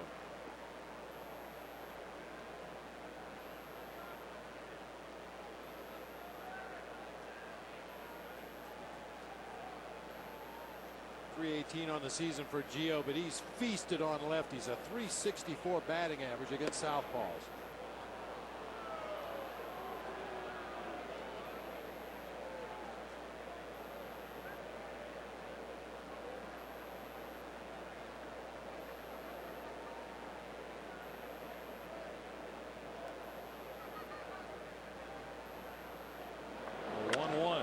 Hammered deep to center. This ball is gone. A home run. Soto. 2-run shot.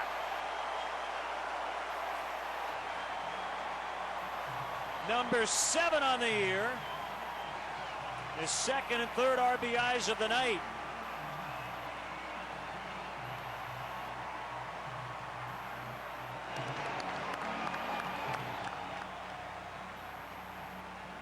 Couple of Rookie of the Year candidates going into the dugout. Soto and Fukudome.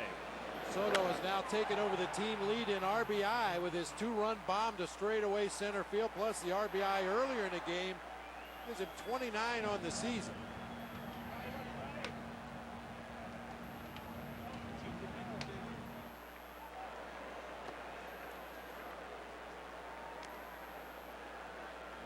Boy, how quickly a game can turn. His first at bat in this ball game was ugly. With a runner at second base and nobody out, he flailed, and Jake Peavy struck out on 3 pitches out of the strike zone, low and away. Base hit for DeRosa, his first knock of the night. to see the Cubs come right back after the Padres drew to within one. It certainly gives renewed life to Ted Lilly after a shaky top half of the 5th inning. Padres pushed across 3 runs to make it a close game. Our Southwest Airlines "How Far Did It Fly" on Giovanni Soto's homer, 390 feet into the juniper bushes out there in center field.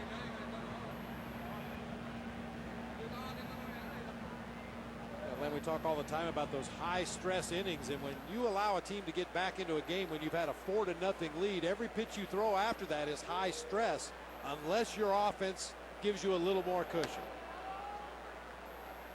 Every Cub has reached base, including Ted Lilly, who got on that wild pitch after the strikeout in the 2nd, except for Derek Lee, who is 0 for 3. But everybody else has been on base at least once. If I was an opposing manager, I'd have to call at least a throw over to first, maybe a pitch out in this situation. Tapper toward third. We're going to let it roll, and it's foul. And the only reason I said that is as Reed Johnson was getting ready to get into the batter's box, Mike Quade apparently whistled or yelled at him. Reed stepped out of the box, looked down at third base. As Mark DeRosa prepared to take his lead off first, he looked back over his shoulder to Matt Sinatro. Those are the kind of things as a manager or a bench coach that you watch for on the bench. Some telltale signs that possibly something is up. That time it was just a good decoy by the Cubs players and coaches.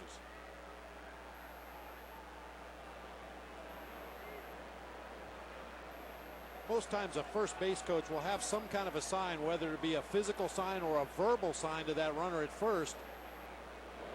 If there's any doubt in his mind what he saw from the third base coach as far as the signs go, you can look to that first base coach and there'll be some kind of a confirmation. Sometimes he just winks his eye. Sometimes it's mouth open, mouth closed. If I stand still, nothing is on. If I move, it means you're moving, you're running. Every team has different signs that they use. But when you see that runner at first base look back over his shoulder at the first base coach, sometimes that's a telltale tip-off that something is up. 0-2 on Johnson. Ledesma with a kick and the pitch, and it's fouled back. Now we have a panoramic view from up top. We can see a lot of things that maybe you can't see from the dugout. We have great camera shots and angles. Viewers at home can get a good look, but if you're in the dugout, you can't always see everything. That's why you have 6 guys on your coaching staff. Yep. You tell your bench coach, you watch the third base coach, I'm going to watch the runner, and the hitting coach watches the hitter. Everybody watch to see if you see anything unusual. It's a little easier to see things with the crown taken away. Oh, absolutely. You feel like you're 3 feet below the playing surface. Well, we had to change our signs coming in here to Wrigley Field. I mean, normally the set of signs that I use to the third base coach would go as far down as my legs. Maybe start on your hat, go to your chest, end up down on your legs. But the third base coach could only see me from the neck up when I was in the dugout. So we had to change the signs every time we came into Wrigley. And he went. Brian Knight made the call from third base. So Johnson's out on strikes.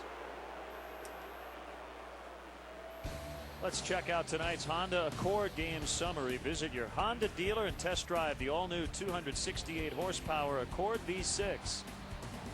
Padres were able to come back in the 5th inning with 3 runs, but another big offensive night for the Cubs, and a lot of it against the reigning Cy Young Award winner in the National League, Jake Peavy, who only went 4 innings.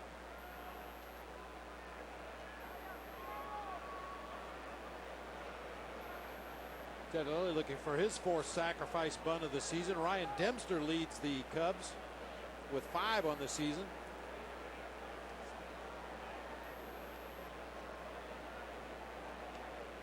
Kuzminoff way in at third. Ted pulled the bat back, took ball 1, 1-1.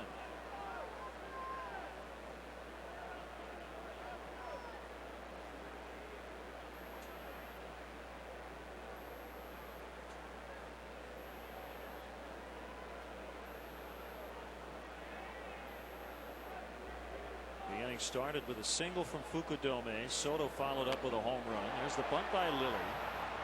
And Gonzalez will toss to Iguchi, who's covering first.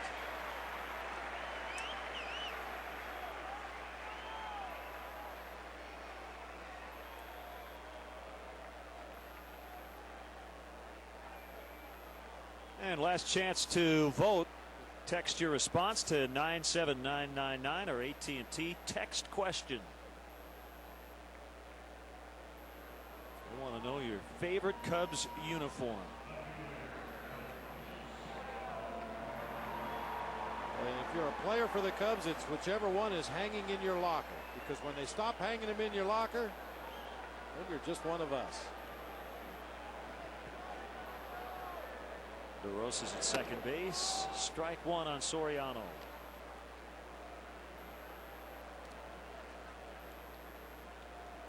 Cubs continue to lead the majors in runs. Came in with 226, 10 better than the Arizona Diamondbacks with 216. Good cut, fouled it back, 2 strikes.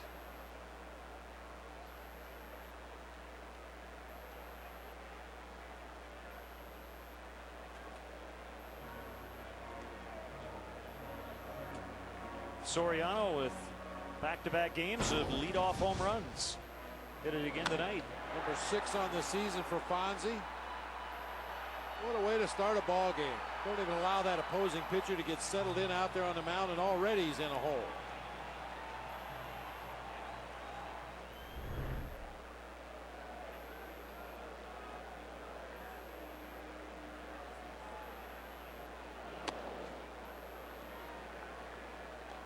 Phillies coming back late.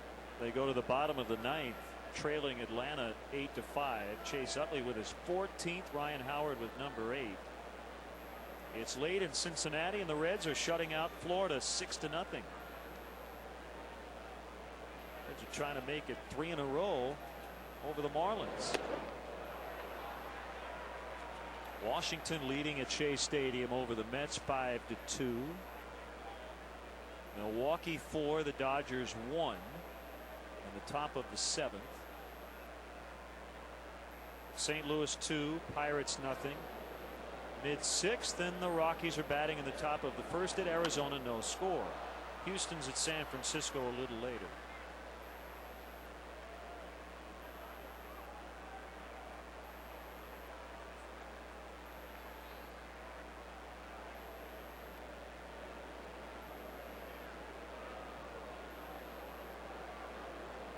Yankees are trying to slow down the Rays. Tampa Bay with a 6-game winning streak, but it's the Yankees 2, Tampa Bay 1 as they go to the bottom of the 9th.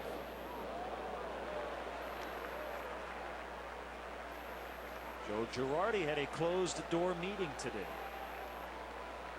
Yankees went in 19-21 and in 4th place in the American League East. 3-2 pitch to Soriano. Fly ball center field, not deep. Hairston has it. Soto with a 2-run shot. Some insurance. The Cubs lead back to 3.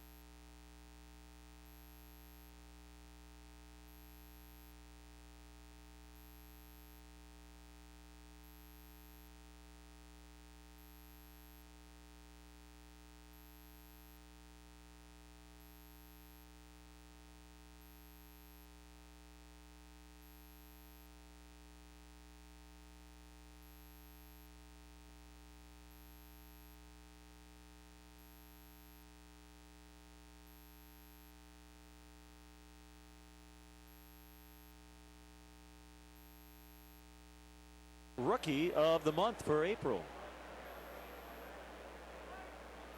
Giovanni Soto. And a big 2-run homer. It's now 6-3 Cubs. Yeah, if he keeps going at this pace, they'll rename the award after him. I talked about it yesterday. Not only carrying his weight offensively, but doing a tremendous job behind home plate. And you know, Len, we talked about Ted Lilly and the way his season has turned around over his last 4 starts and so far in this ball game tonight. I think a lot of the credit has to go to Gio as he plunks Adrian Gonzalez on the right elbow with a pitch.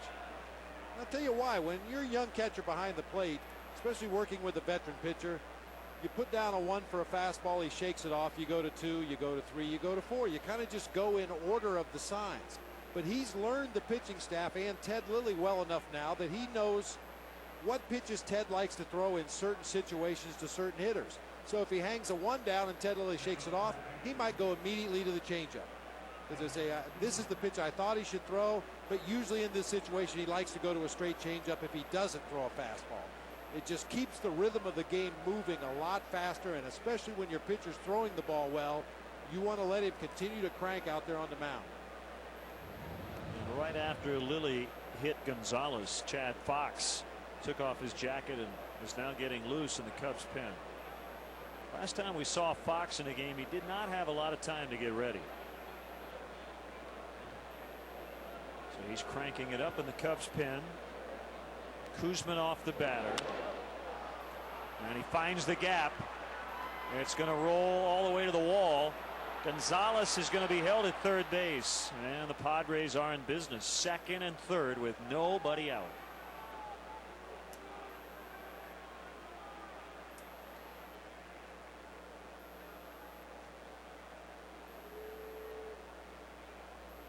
Wasn't even that good a pitch to Kuzman off, but he was able to reach out across the plate. Watch the location here. That ball's off the plate away. You can see Gio reaching for it, but Kuzman off able to cover that plate, get out there and hook that ball back to the gap in left center.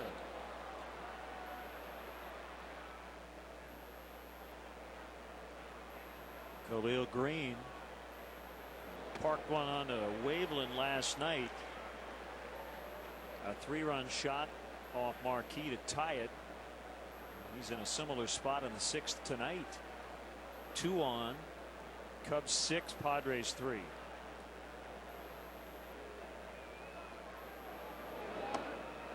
Off the plate inside. I believe I just saw Chad Fox down in that left field bullpen alert Lester Strode that he's ready to go. As you mentioned, didn't have a lot of time to warm up before coming in the ball game the other day. High fly ball. Soriano's over near the line. He's in foul ground. He makes the catch. This will be a tag play to the plate. Gonzalez will score, and it's now 6-4. It's a sacrifice fly, and Green gets an RBI.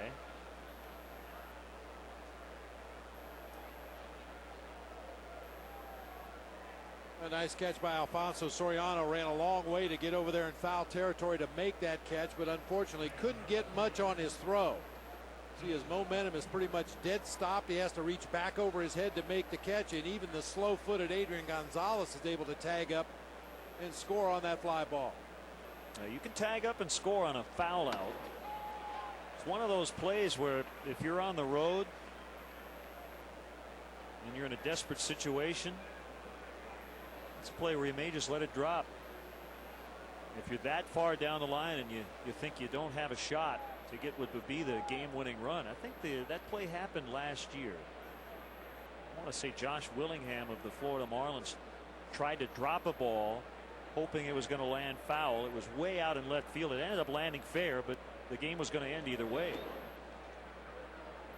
The one I like is bases loaded and a pop-up on the infield in that spot. And the infield fly rule is called, and as a shortstop you just let the ball drop and you hope somebody panics on the bases. Yeah, depending on the alertness of the base runners, you can occasionally catch a guy when he sees that ball on the ground. His instinct is to go to the next base, turn an infield fly rule into a double play, because the rule says that the runners advance at their own risk. The batter is automatically out on an infield fly rule. The umpires call it very emphatically, both verbally and physically. And it's up to the runners to know what the rule is.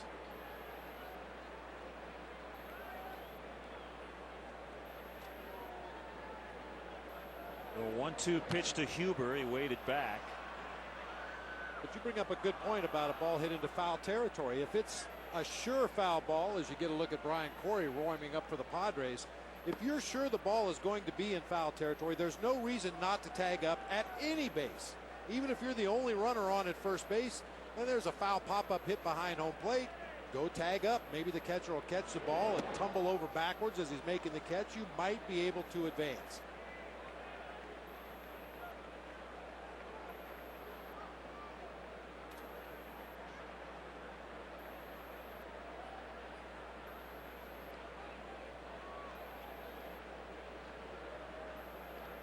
Lilly's 2-2 delivery. Another foul by Huber.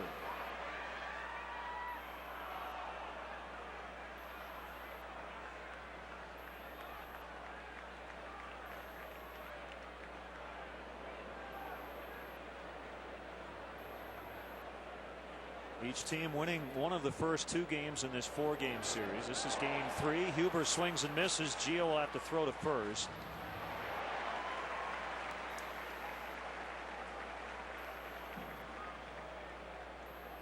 And Lilly now into double digits again with his 10th strikeout. This year, when you can't be at home to watch the Cubs, check out MLB.tv. You can log on to the internet and watch every out-of-market Cubs game live. For more details, visit Cubs.com, where baseball is always on.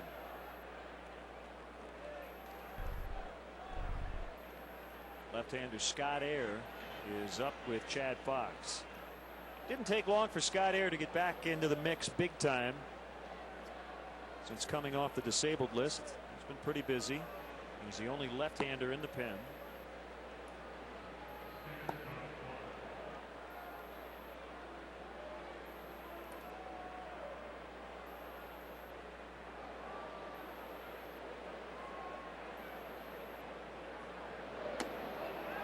Scott Air is up in the bullpen right now because of the guy who has stepped out into the on-deck circle. Tony Clark, a switch hitter, much better from the left side of the plate, especially this year. Only 6 at-bats as a right-handed hitter. You definitely want to turn him around to the right side if he makes an appearance in this game. Bard bounced it off his foot. Of course, that's if Lou feels that Ted Lilly's reached the end of his rope and he needs to bring another lefty into the game.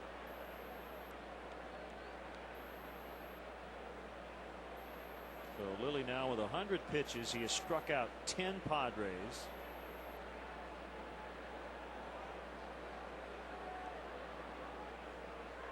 Josh Bard recently had a cortisone shot in his right wrist. He had surgery on the wrist after last season. Well, those are fun. How many cortisone shots have you taken? I've tried to count them up from time to time, and I'm sure there's many I've missed. Let's just say it's dozens. I had a few conditions that responded very well to cortisone shots, and let's just put, I wasn't afraid of needles. Let's just put it that way. All right. Enough said. I'd rather take the shot and play than not take the shot and sit and watch.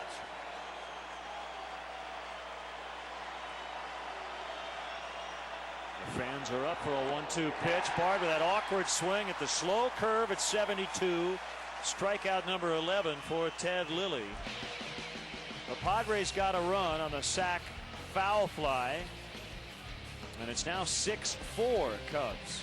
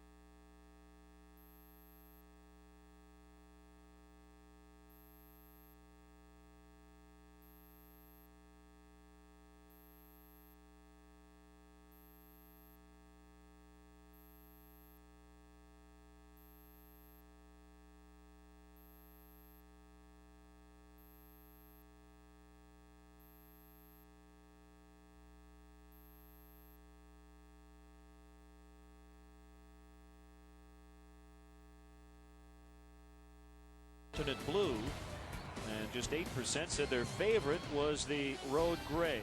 See what's new at the new AT&T. Visit att.com for details. Ryan Terrio pulled the bat back after showing bunt. Ball 1.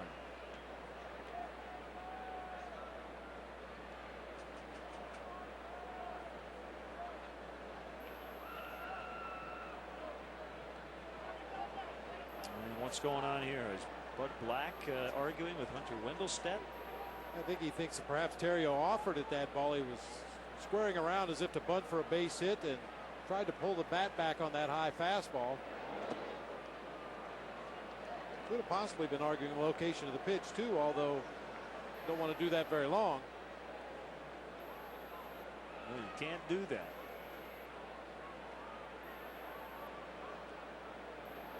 The 2-0 on the way. That's a called strike. And it's 2-1. Phillies made the Braves sweat tonight. They got another one in the ninth, but Atlanta held on. 8-6 the final. Tom Glavine got his first win of 2008. Beat Brett Myers.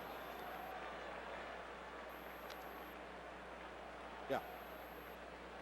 Hey, we talked about Giovanni Soto framing pitches for Ted Lilly. Watch how Josh Bard catches this ball, or more importantly, where he catches it. Way back in the heel of the glove. He tries to keep the rest of his mitt in the strike zone and make that pitch look a lot better than it was. That is rolled past the pitcher Ledesma. And Ryan Terrio has himself another multi-hit game. It's number 18 on the year. Stay hot, Riot. Right back up the middle of the field. Ledesma probably thought that ball was hit harder than it was. The way he reacted to it looked like he could have made a play on it if he got his glove down there, but it got underneath for another hit for Ryan Terrio. He's among the major league leaders in that department, multi-hit games.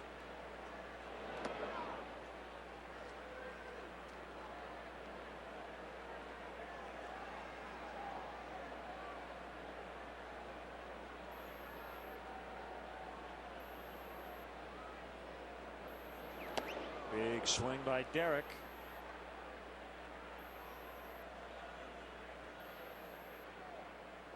There was a note in the San Diego Union Tribune. This is the Padres' 40th season. Inside corner strike. Only one first-round position player eventually became an all-star in San Diego. So somebody they picked in the first round as a position player became an all-star with the Padres. That's shallow out there and right. A sliding grab by Brian Giles. You don't have to think too hard to come up with that guy, probably. He's a Hall of Famer, Dave Winfield. But another all-star was Derek Lee, but he wasn't with the Padres. Derek was a first rounder. Nice catch by Brian Giles.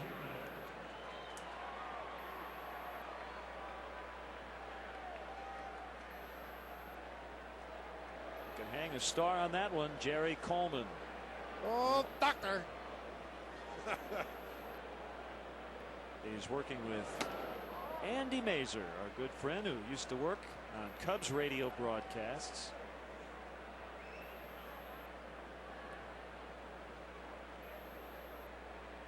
Andy's used to work in the piano lounge over there with Ron. They don't have the nice chandelier. What do they call that? Not a chandelier, but that nice piano light that they have in the WGN radio booth. I call it a piano light. Yeah, a piano light. There you go. A couple of them tonight. Don't forget your waiters and waitresses. Good to have Ron back in action. Absolutely. Jumped back in there last night.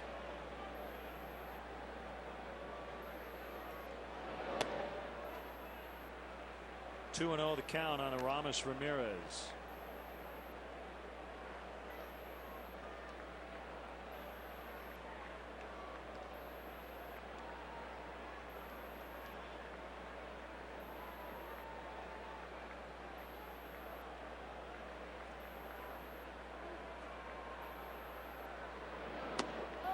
That's a strike.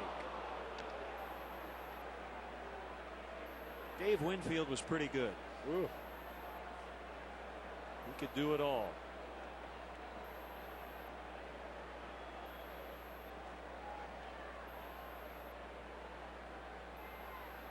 In more than one sport.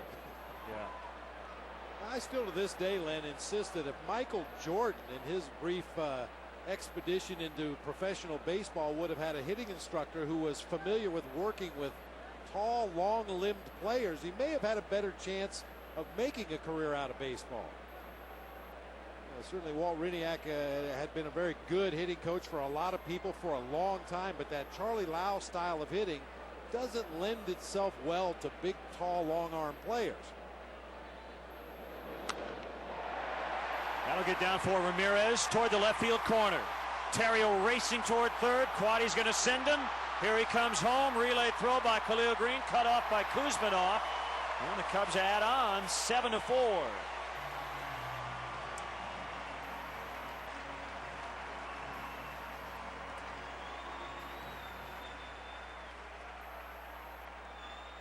You talk about speed on a baseball field, it doesn't always mean stolen bases. The ability to score from first base on a double down the left field line. Ryan Terrio got a great break off of first base. He cut the corner hard at second, and that gave Mike Quaddy the opportunity to wave him on home without a play at home plate.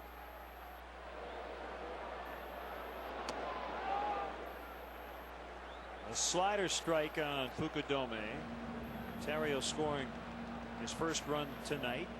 He's been on base 3 times. 7-4 Cubs. Get you some numbers on Dave Winfield.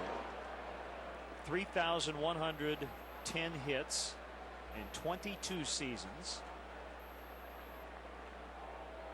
465 home runs, 223 stolen bases.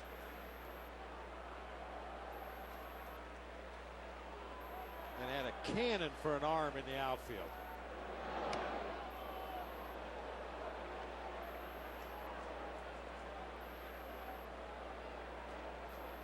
He was an all-star in 77, 78, 79, 80, 81, 82, 83, 84, 85, 86, 87, and 88. Pretty consistent. Iguchi to first. Fukudome's out. Ramos now at third base. 2 gone in the inning, and here's Soto again. Well, before Gio picks up this 2-out RBI right here, Len, how about this day in baseball history for you? Back in 2000, if I told you Sammy Sosa had 5 hits, Henry Rodriguez drove in 7 runs, and Eric Young stole 5 bases, you'd assume the Cubs won that game, right? No doubt. 16-5 loss to the Expos. Wow. Eric Young's 5 stolen bases were the most by a Cubs player since 1881, when George Gore stole 7 bases. Wow. Big offensive day, came up 1 run short. And Bud Black's going to make a double switch. He went to the home plate umpire first. We'll sort it out when we come back. 7-4 Cubs.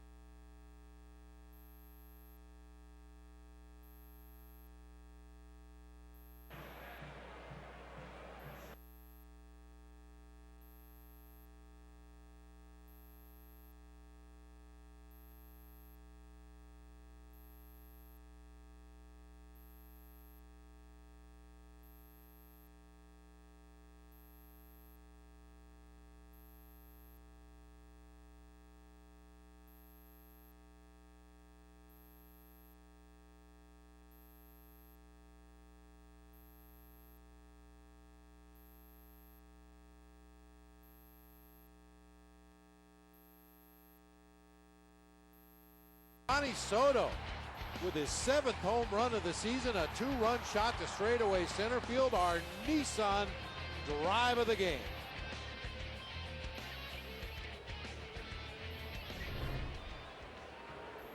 So Soto waiting for right-hander Brian Corey to take his final warm-up tosses. Jody Garrett comes into play center, and he'll bat ninth. Scott Hairston moves from center to left. And there's the new pitcher. It is Padres' debut 3 days ago. One scoreless inning against Colorado. He was acquired on the 11th in exchange for a player to be named later or cash considerations. One of the many moves the Padres have made here recently. Good block there by Bard. He saved a run, at least for the time being.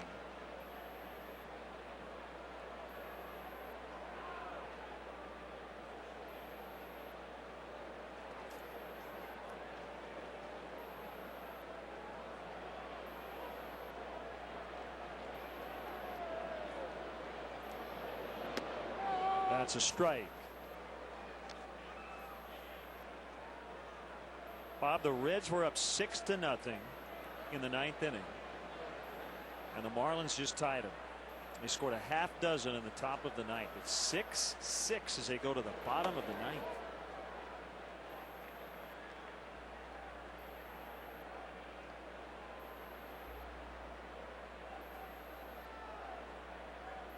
The Reds were the only team in the league prior to tonight without a blown save.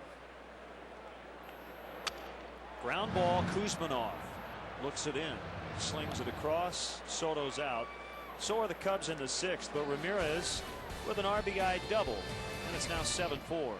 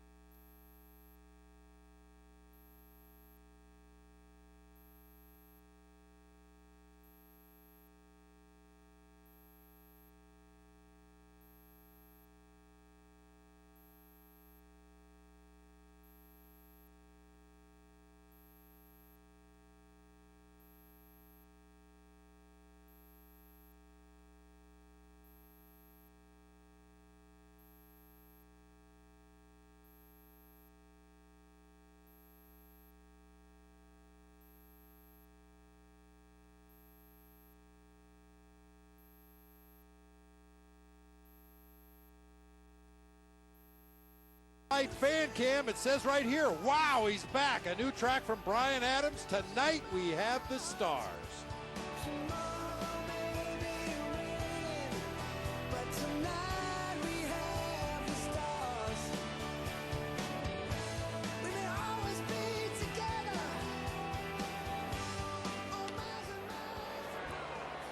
Is that Ryan Adams? No, that's Brian. Bryan Adams, fellow countryman of Ryan Dempster from Canada. Tonight we have the Stars from his newly released album 11. That's tonight's Bud Light fan cam. Bud Light keeps it coming. Tell you that Carlos Marmol fastball cuts like a knife. Oh, but it feels so right. Look at the hits, just 10 allowed in 24 innings. Drops in a nice slider. 1-2 on Garrett. Those are video game numbers, but Carlos Marmol has video game stuff. Electric fastball, electric slider.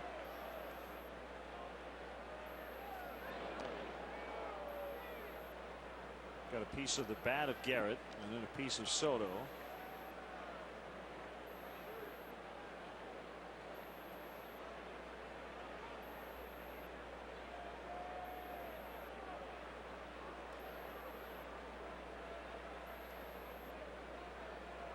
Jody Garrett had the game-winning hit last night, an RBI double in the 4th inning. Put the Padres on top 4-3, and that would be the last run of the night. He hit a home run in game 1.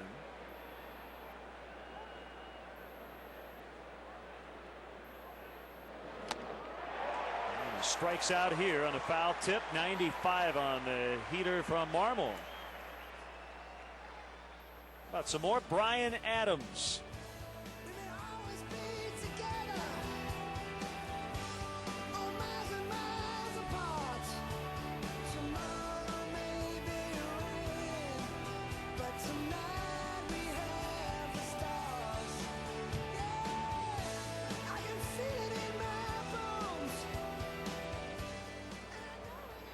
I felt like that time everything was all right. Am I losing you on the Brian Adams references here? Just a little bit. All right. Yeah. That's all right, though. Enjoy yourself. That's high. 2-0.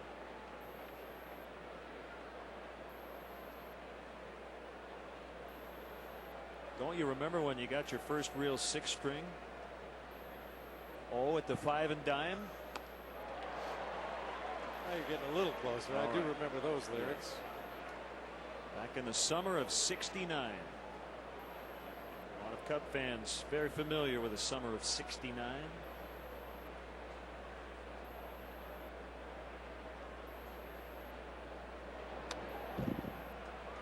All right, last one. A lot of people say when they come into Wrigley Field, we're in heaven.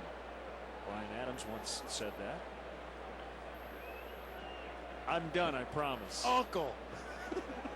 I give.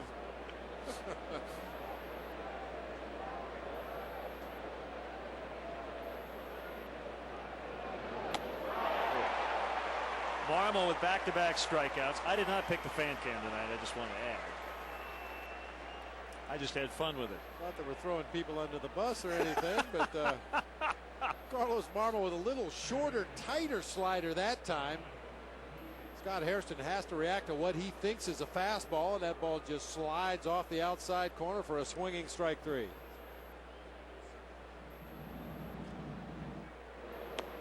Swing and the miss by Iguchi. Members of the Chicago Fire will handle our 7th inning stretch.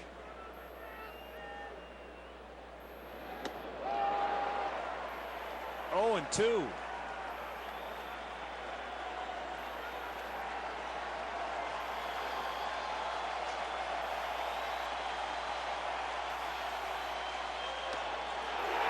Called strike 3. Time for the stretch. Today's guest conductors for Take Me Out to the Ball Game. Welcome members of your Chicago Fire soccer team, Chris Rolfe, Chad Barrett, and Cuauhtemoc Blanco. All right, Cub fans, are you ready? A 1, a 2, a 3. Take me out to the ball game. Take me out to the crowd. Buy me some peanuts and cracker jacks. I don't care if I ever get back, so let's root, root, root for the Cubbies. If they don't win, it's a shame. For it's 1, 2, 3 strikes, you're out at the old ball game. Let's get some runs.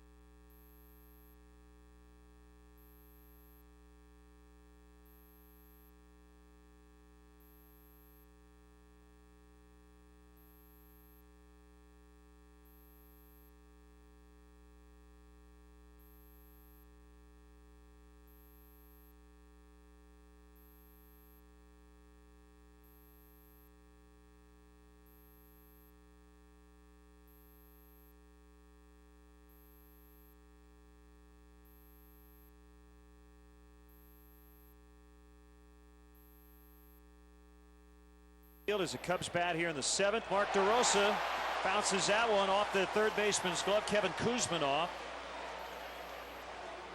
And they're going to give him a hit.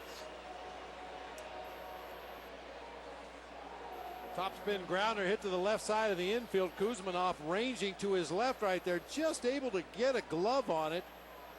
Just enough to deflect it away from Khalil Green, who was backing up the play. It trickles into left field for a base hit for Mark DeRosa.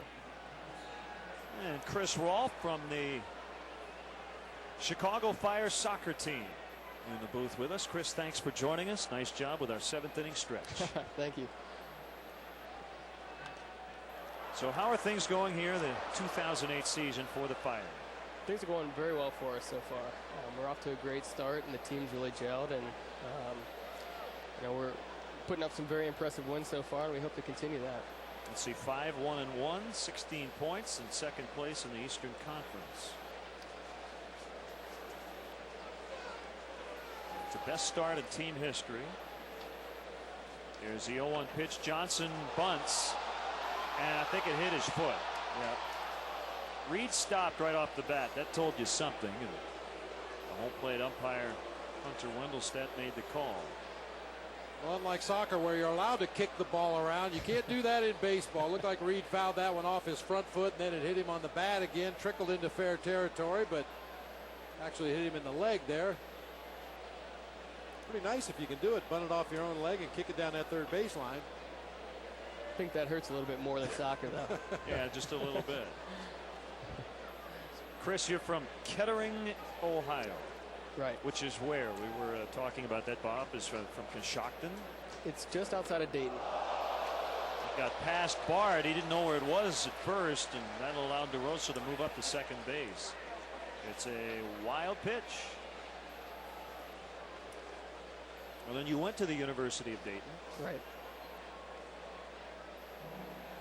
Then got a piece of the strap, the mask strap of the home plate umpire. How do you like playing in Chicago? Oh, it's been great. The fans here are fantastic. Great city. Atmospheres like this, it's unbeatable, really, except for the weather. It's a little cold. A little bit cold. Talk about the crowds. You guys had 7 sellouts last year. That has to be exciting to play in front of a full house. Yeah, like I said, we have a great support group there, and it's much better playing in our own stadium now that holds 21,000 compared to Soldier Field. And, when we sell it out, it's great.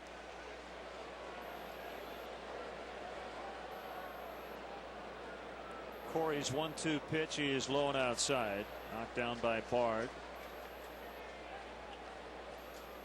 Yeah, there are a lot of great soccer fans here in Chicago. Also played for the U.S. men's national team. How did that feel to represent your country with other greats from around the United States? The feeling that you get when you play in those games is unbelievable. It's great playing in front of your home crowd in Chicago, but when you play for the national team and you represent the country, it's something very special. DeRosa singled to start the inning. A wild pitch moved him up into scoring position. Now it's Reed Johnson with a 2-2 count. And the pitch, a fly ball deep left center field, trying to split the gap here, and he will. Garrett laid out, couldn't get it. DeRosa will score easily. That's a double for Reed. And the Cubs now lead 8-4. This match is their largest lead of the night. At one time it was 4-0. Padres came back, but the Cubs now lead by 4 once again. Reed Johnson gets fooled a little bit by that pitch. You can see him extend his swing there, reach out, and because of that, he got a lot of backspin on that ball, hit to the gap in left center. Nice effort by Jody Garrett, comes up short. Reed Johnson with a double and an RBI. Carlos Marmol will get an at bat. This ought to be fun. He's got some pop, 1 career home run.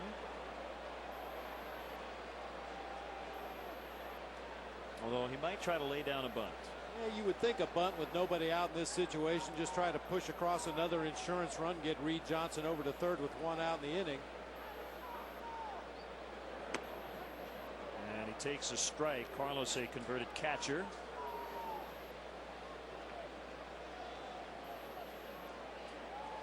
He's going to take one more shot at putting down a sacrifice bunt right here, but if the count goes to 0-2, he'll be allowed to swing at that last strike.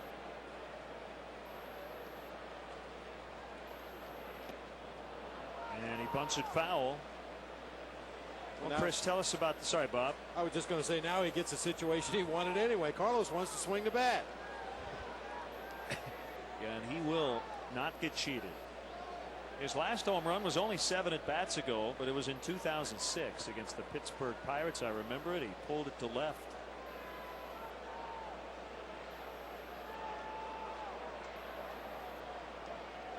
Showing bunt early, may pull it back. That's way outside. Chris, give us your analysis of the state of soccer here in the United States. There's been a lot of talk about it over the last decade or so, and with the MLS and indoor soccer, I know reaches out to the younger kids, but just trying to get kids to get out and play. And I know a lot of youngsters are playing. Yeah, there are a lot of younger kids playing. There's the bunt by Marmol, so he gets it down with 2 strikes.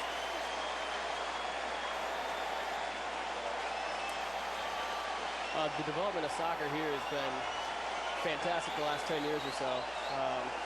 With the league, we have 13 teams now. It's growing across the country. We have another team in Seattle starting up next season.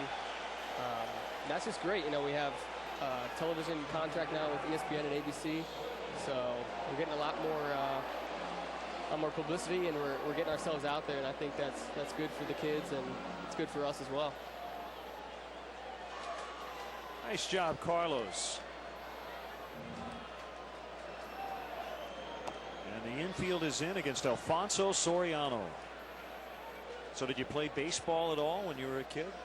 I played baseball up until high school. I did. I was a better fielder than a batter, I'll be honest. You're not alone.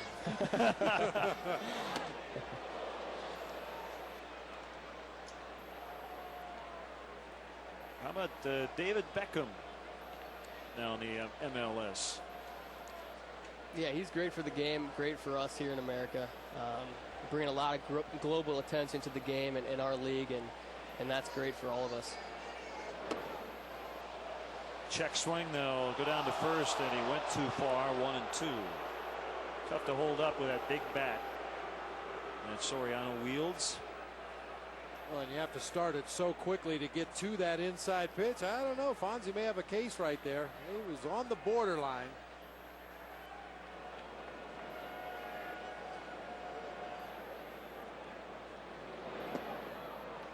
Down low, 2-2. So what got you into soccer? What was the impetus for you to become a soccer player? It was actually the influence of my older brother.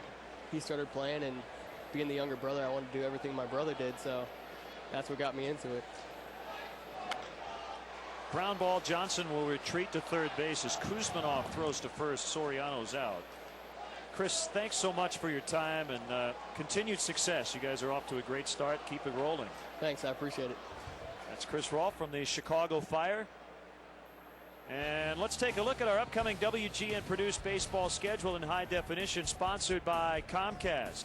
Friday, a full day of baseball here coming up on WGN Sports. The Cubs will host the Pirates at 1 o'clock with a leadoff man show. Friday night, the Sox are in San Francisco. Interleague play will kick off 9 o'clock Central Time.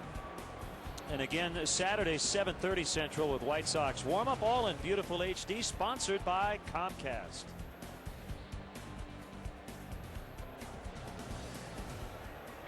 How about the Cubs outfield in this game? Even with that ground out by Soriano right there. The combination of Soriano, Johnson, and Fukudome, a combined 6 for 14 in the game with a home run, 2 doubles, 4 runs scored, and 4 RBI.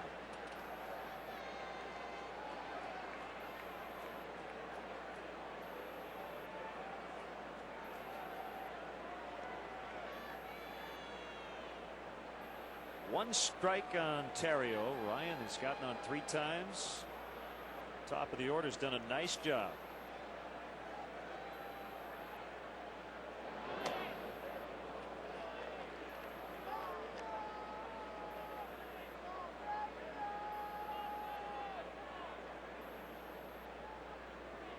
to see the Cubs continue to push.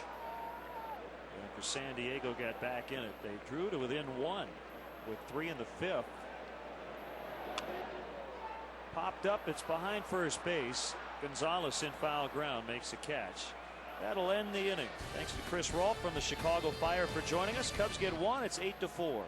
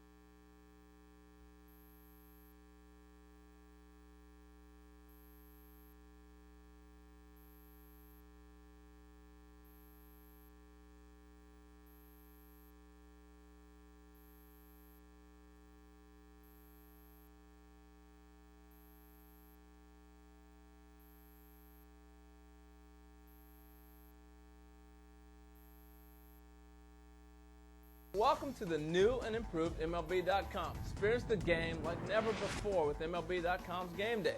Real-time pitch type and in-game video highlights moments after they happen. Have those same highlights sent straight to your video-enabled phone with MLB.com's mobile team alert. And if you can't get to the game, watch every out-of-market game this season live with high-quality streaming video exclusively on MLB.tv. Only on MLB.com. Have much of a spring training because of the injury he had to his calf. That could explain the slow start. We'll find out. What did Jim say? Whatever Jim says is fine with me. We'll leave it at that. We're going on past history, and we're going on what our scouts had said. That's it. And we're going to give him an opportunity. Assuming he passes his physical. And we'll go from there. That's all we can do. That's Lou Piniella on Jim Edmonds. As Brian Giles flies out to Reed Johnson. We're in the 8th inning. Edmonds close to signing with the Cubs. In town to take a physical. Let's put it this way, he was on his way here before the game. He's 37 years old, 8-time Gold Glover, 4-time All-Star, sprained calf in spring training. So he began the year on the DL and was recently released by the Padres, who made a flurry of moves after a lot of struggles. You go back to May 8th. They brought up Sean Estes from AAA. They claimed left-hander Sean Henn from the Yankees. Brought up catcher Luke Carlin. Optioned out catcher Colt Morton. And they released Edmonds. Brought up Jody Garrett. They outrighted former Cub Glendon Rush on the 10th. Acquired Brian Corey. I mean, they've made a lot of moves. Edgar Gonzalez just got called up. Felix Crabb was designated for assignment. So Kevin Towers just trying to shake things up. Yeah, when you're sputtering along 10 games under 500 and already 9.5 games out of first place in your own division, it's time to rearrange the deck chairs. Gonzalez lofting a high fly near Fukudome and right. And Kosuke with the catch. 2 down. 5 up, 5 down for Carlos Marmol, who struck out the side in the 7th.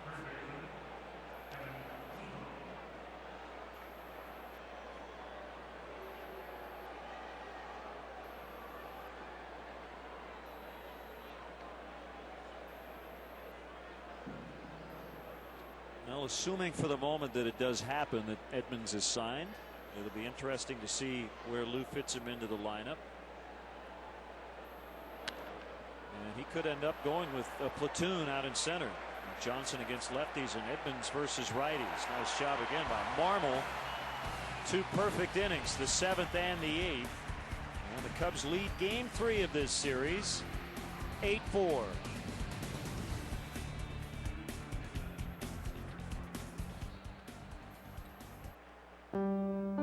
Willie Mays, September 22nd, 1969, 600. Babe Ruth, August 21st, 1931, 600.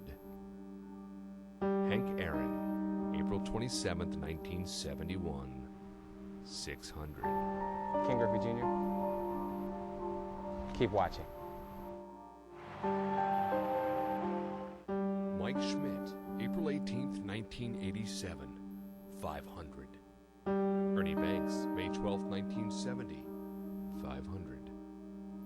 Harmon Killebrew, August 10th, 1971, 500. Willie McCovey, June 30th, 1978, 500.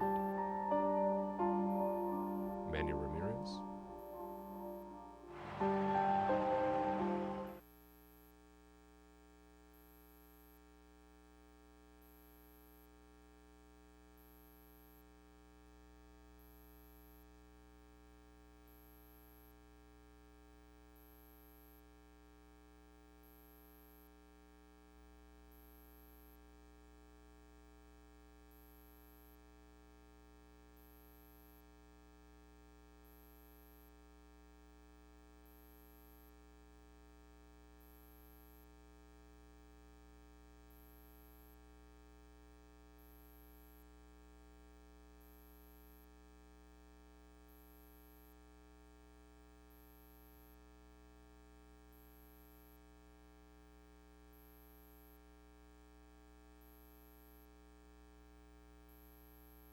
Cubs, bottom 8. Justin Germano will now pitch for San Diego.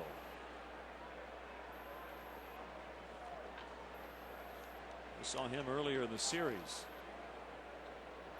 He pitched 2 1/3 in the first game of this series in relief of Randy Wolf. Gave up 3 hits and a run, or rather 3 hits, struck out a batter, walked a batter, did not give up a run.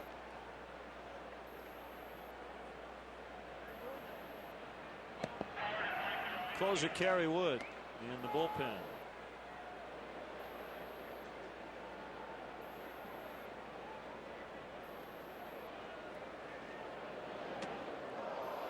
That almost hit him.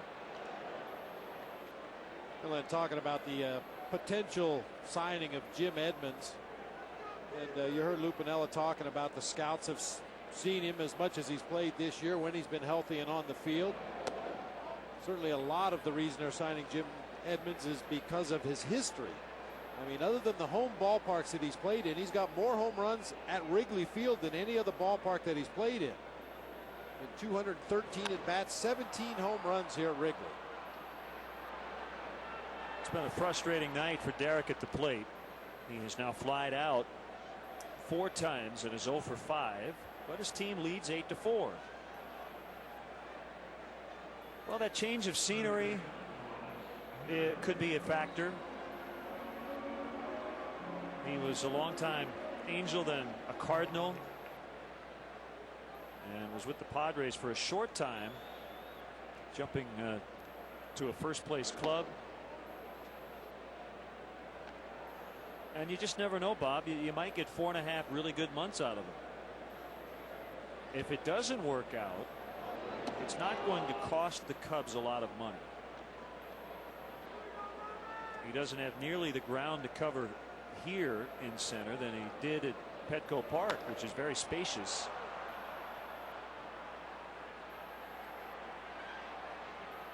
I think the one thing Cub fans will probably struggle with is that he was a Cardinal. But once he puts on the Cub uniform, he's a Cub. I was thinking about that.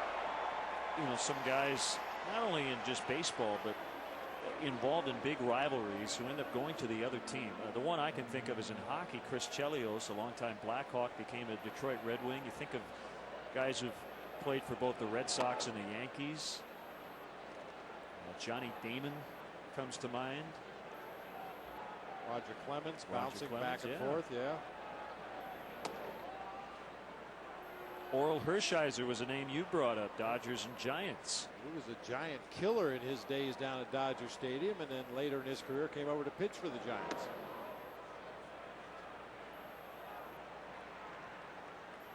Ron Santo was a Cub and also a member of the White Sox, even though no interleague play when he played.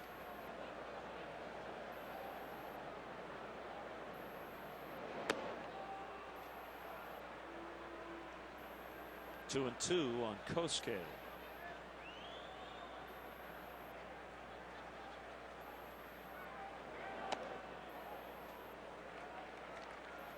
It's now full. 3 balls, 2 strikes. Alex Trevino caught for the Giants and then went to LA to catch for the Dodgers. Lined right at Khalil Green. So Germano goes 1-2-3. Kerry Wood walking in. This will not be a safe spot, but he'll try to get the final 3.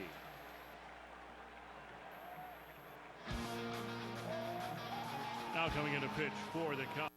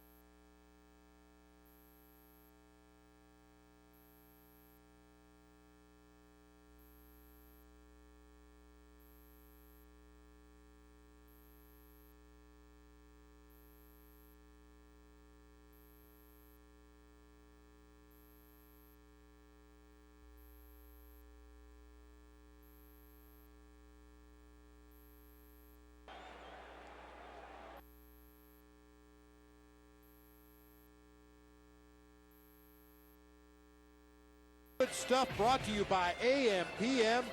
Ted Lilly with his strongest outing in a while. 11 punch-outs. He did give up the 4 runs. But on top of his stuff, especially early in the ball game, Ted Lilly, too much good stuff. Thank you, AM/PM. Kerry Wood in a non-save spot with his team up 4. Facing Khalil Green.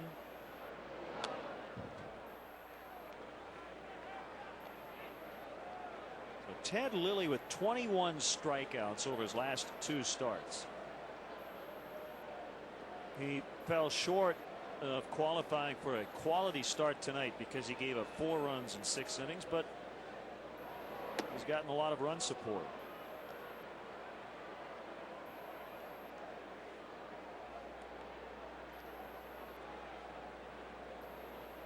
In 6 of his starts, Ted left with the Cubs having scored 3 or fewer runs. I gave him 7 at Pittsburgh on April 7th, 9 at St. Louis 2 starts ago, and they've given him good run support tonight. Hit hard, but scooting over is Terrio. He throws out Green. Let's see, the Cubs with 7 runs of support for Lilly while he was on the mound.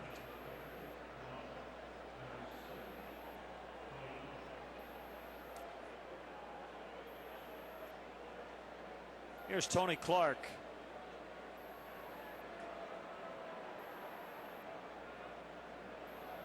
He's hitting for Germano.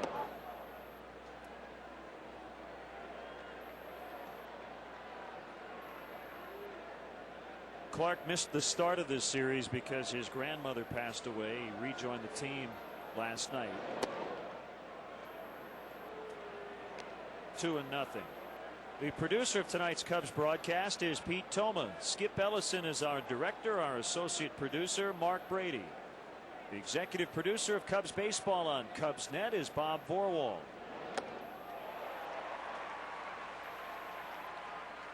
Thanks as well to our stage manager in the booth, Paula Oskroba. Colin Kiley is our production assistant. Our studio coordinator back at WGN's studios, Eric Johnson. Base hit into left for Clark. And we want to thank our entire WGN sports crew led by our engineer in charge, Greg Gressel.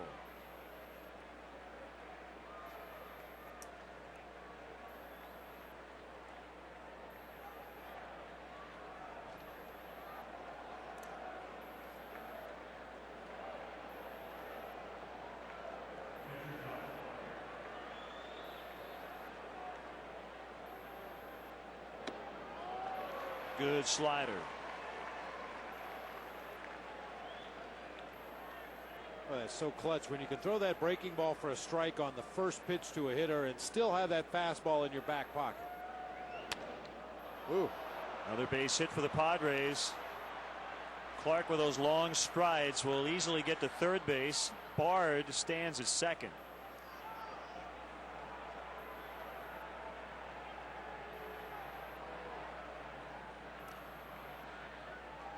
And Larry Rothschild will head out to the mound. The Padres have the tying run on deck. As Jody Garrett will stand in, Hairston is on deck. In that game in Milwaukee, Guillermo Mota is trying to finish off the Dodgers. Milwaukee leads 4-3. The Dodgers in the ninth have a runner on with one out.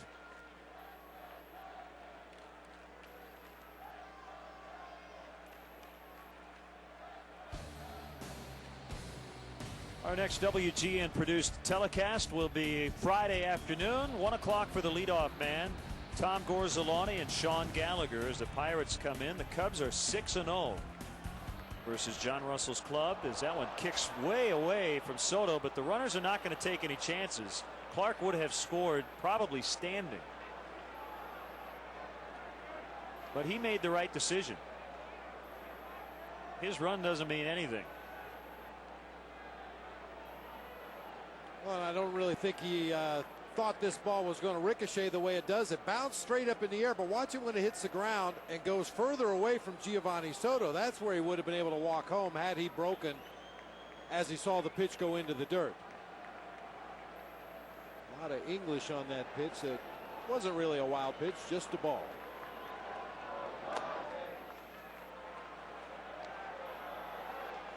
Yeah, the lead actually saved Kerry Wood from a wild pitch.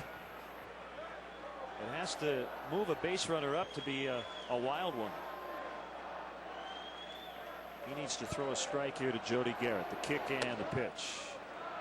3-0. He does not want to get the tying run to the plate. Well, not only that, but you roll around to the top of the order, and granted this Padres team has struggled offensively this year, but their best hitters are loaded up at the top of that batting order. Pop the mid at 93. Garrett may take another.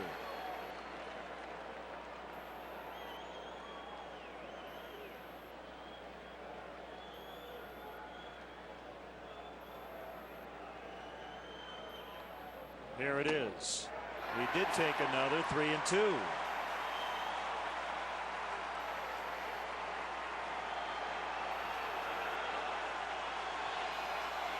$39,650 inside the friendly confines. 3-2 to Garrett. Bouncer foul.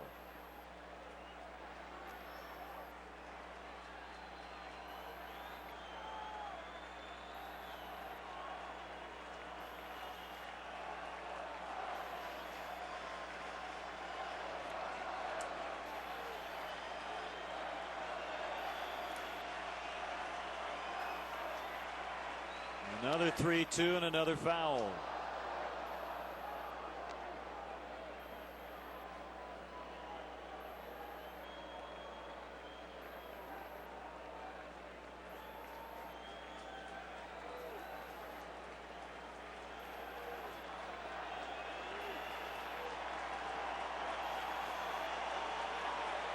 Good battle here between Wood and Garrett. The next one. And the bases are now loaded.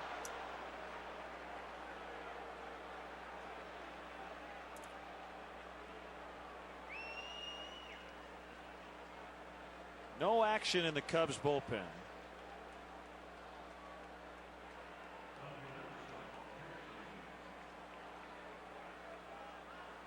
And it's Scott Hairston. As I mentioned, back around to the top of this Padres order. Scott Hairston is a real good fastball hitter. Kerry Wood's going to have to show him he can throw that breaking ball for strikes. Good pitch right there. Slider on the outside corner, gets the swinging foul.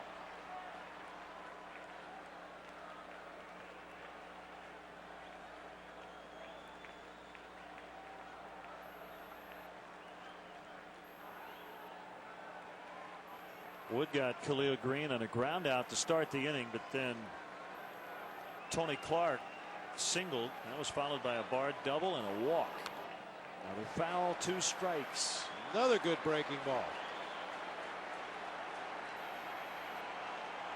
If you want to show him a fastball here, you have to make sure it's not in the strike zone, either inside off the plate, or you run the risk of possibly plunking a hitter. We know Woody's done that some this year. Or way off the plate away. I think they're going to come back with another breaking ball.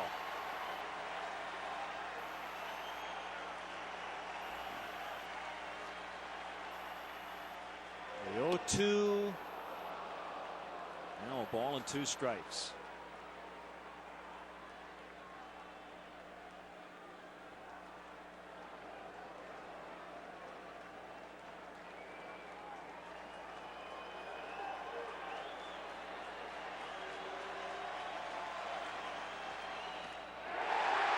Blew that one by him. 92 on the fastball. 2 down. Big strikeout for Wood. Here comes Iguchi. Series of 3 breaking balls in a row away, and Woody just reaches back for a little extra and blows a belt high fastball right by a good fastball hitter.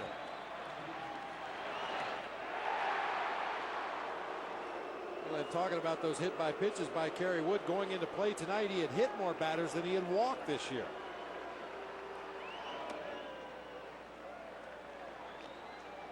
Coming into play tonight in 19 innings of work, only 3 base on balls, but 4 hit batsmen. I guess it keeps the pitch count down. 1-0 on Iguchi. 2 down here in the 9th. Ground ball up the middle. Who's going to get it? Terrio will just keep it on the infield. It's now 8-5. It'll be an RBI infield hit for Iguchi.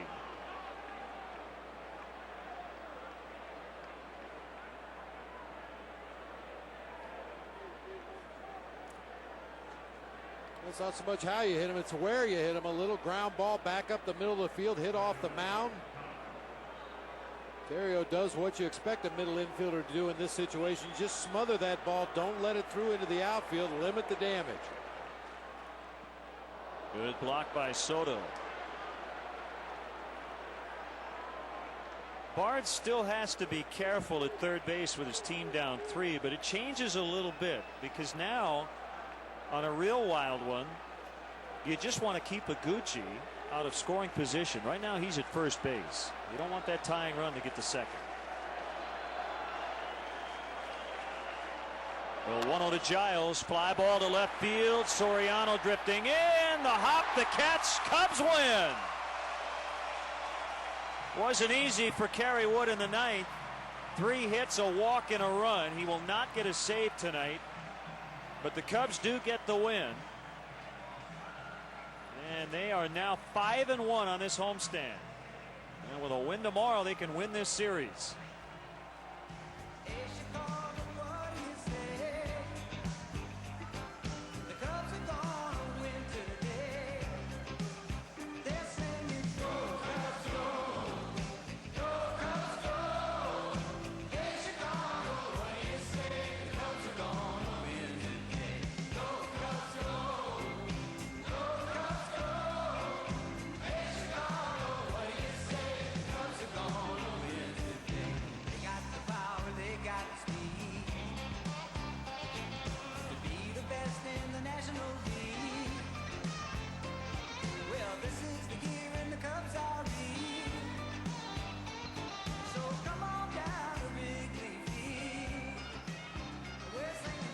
So a nice win for the Cubs tonight. Ted Lilly has worked his way back to the 500 mark, and he beat Jake Peavy tonight.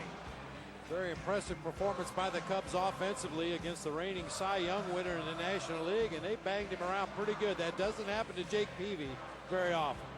8-5 the final. We'll be back to Wrigley Field.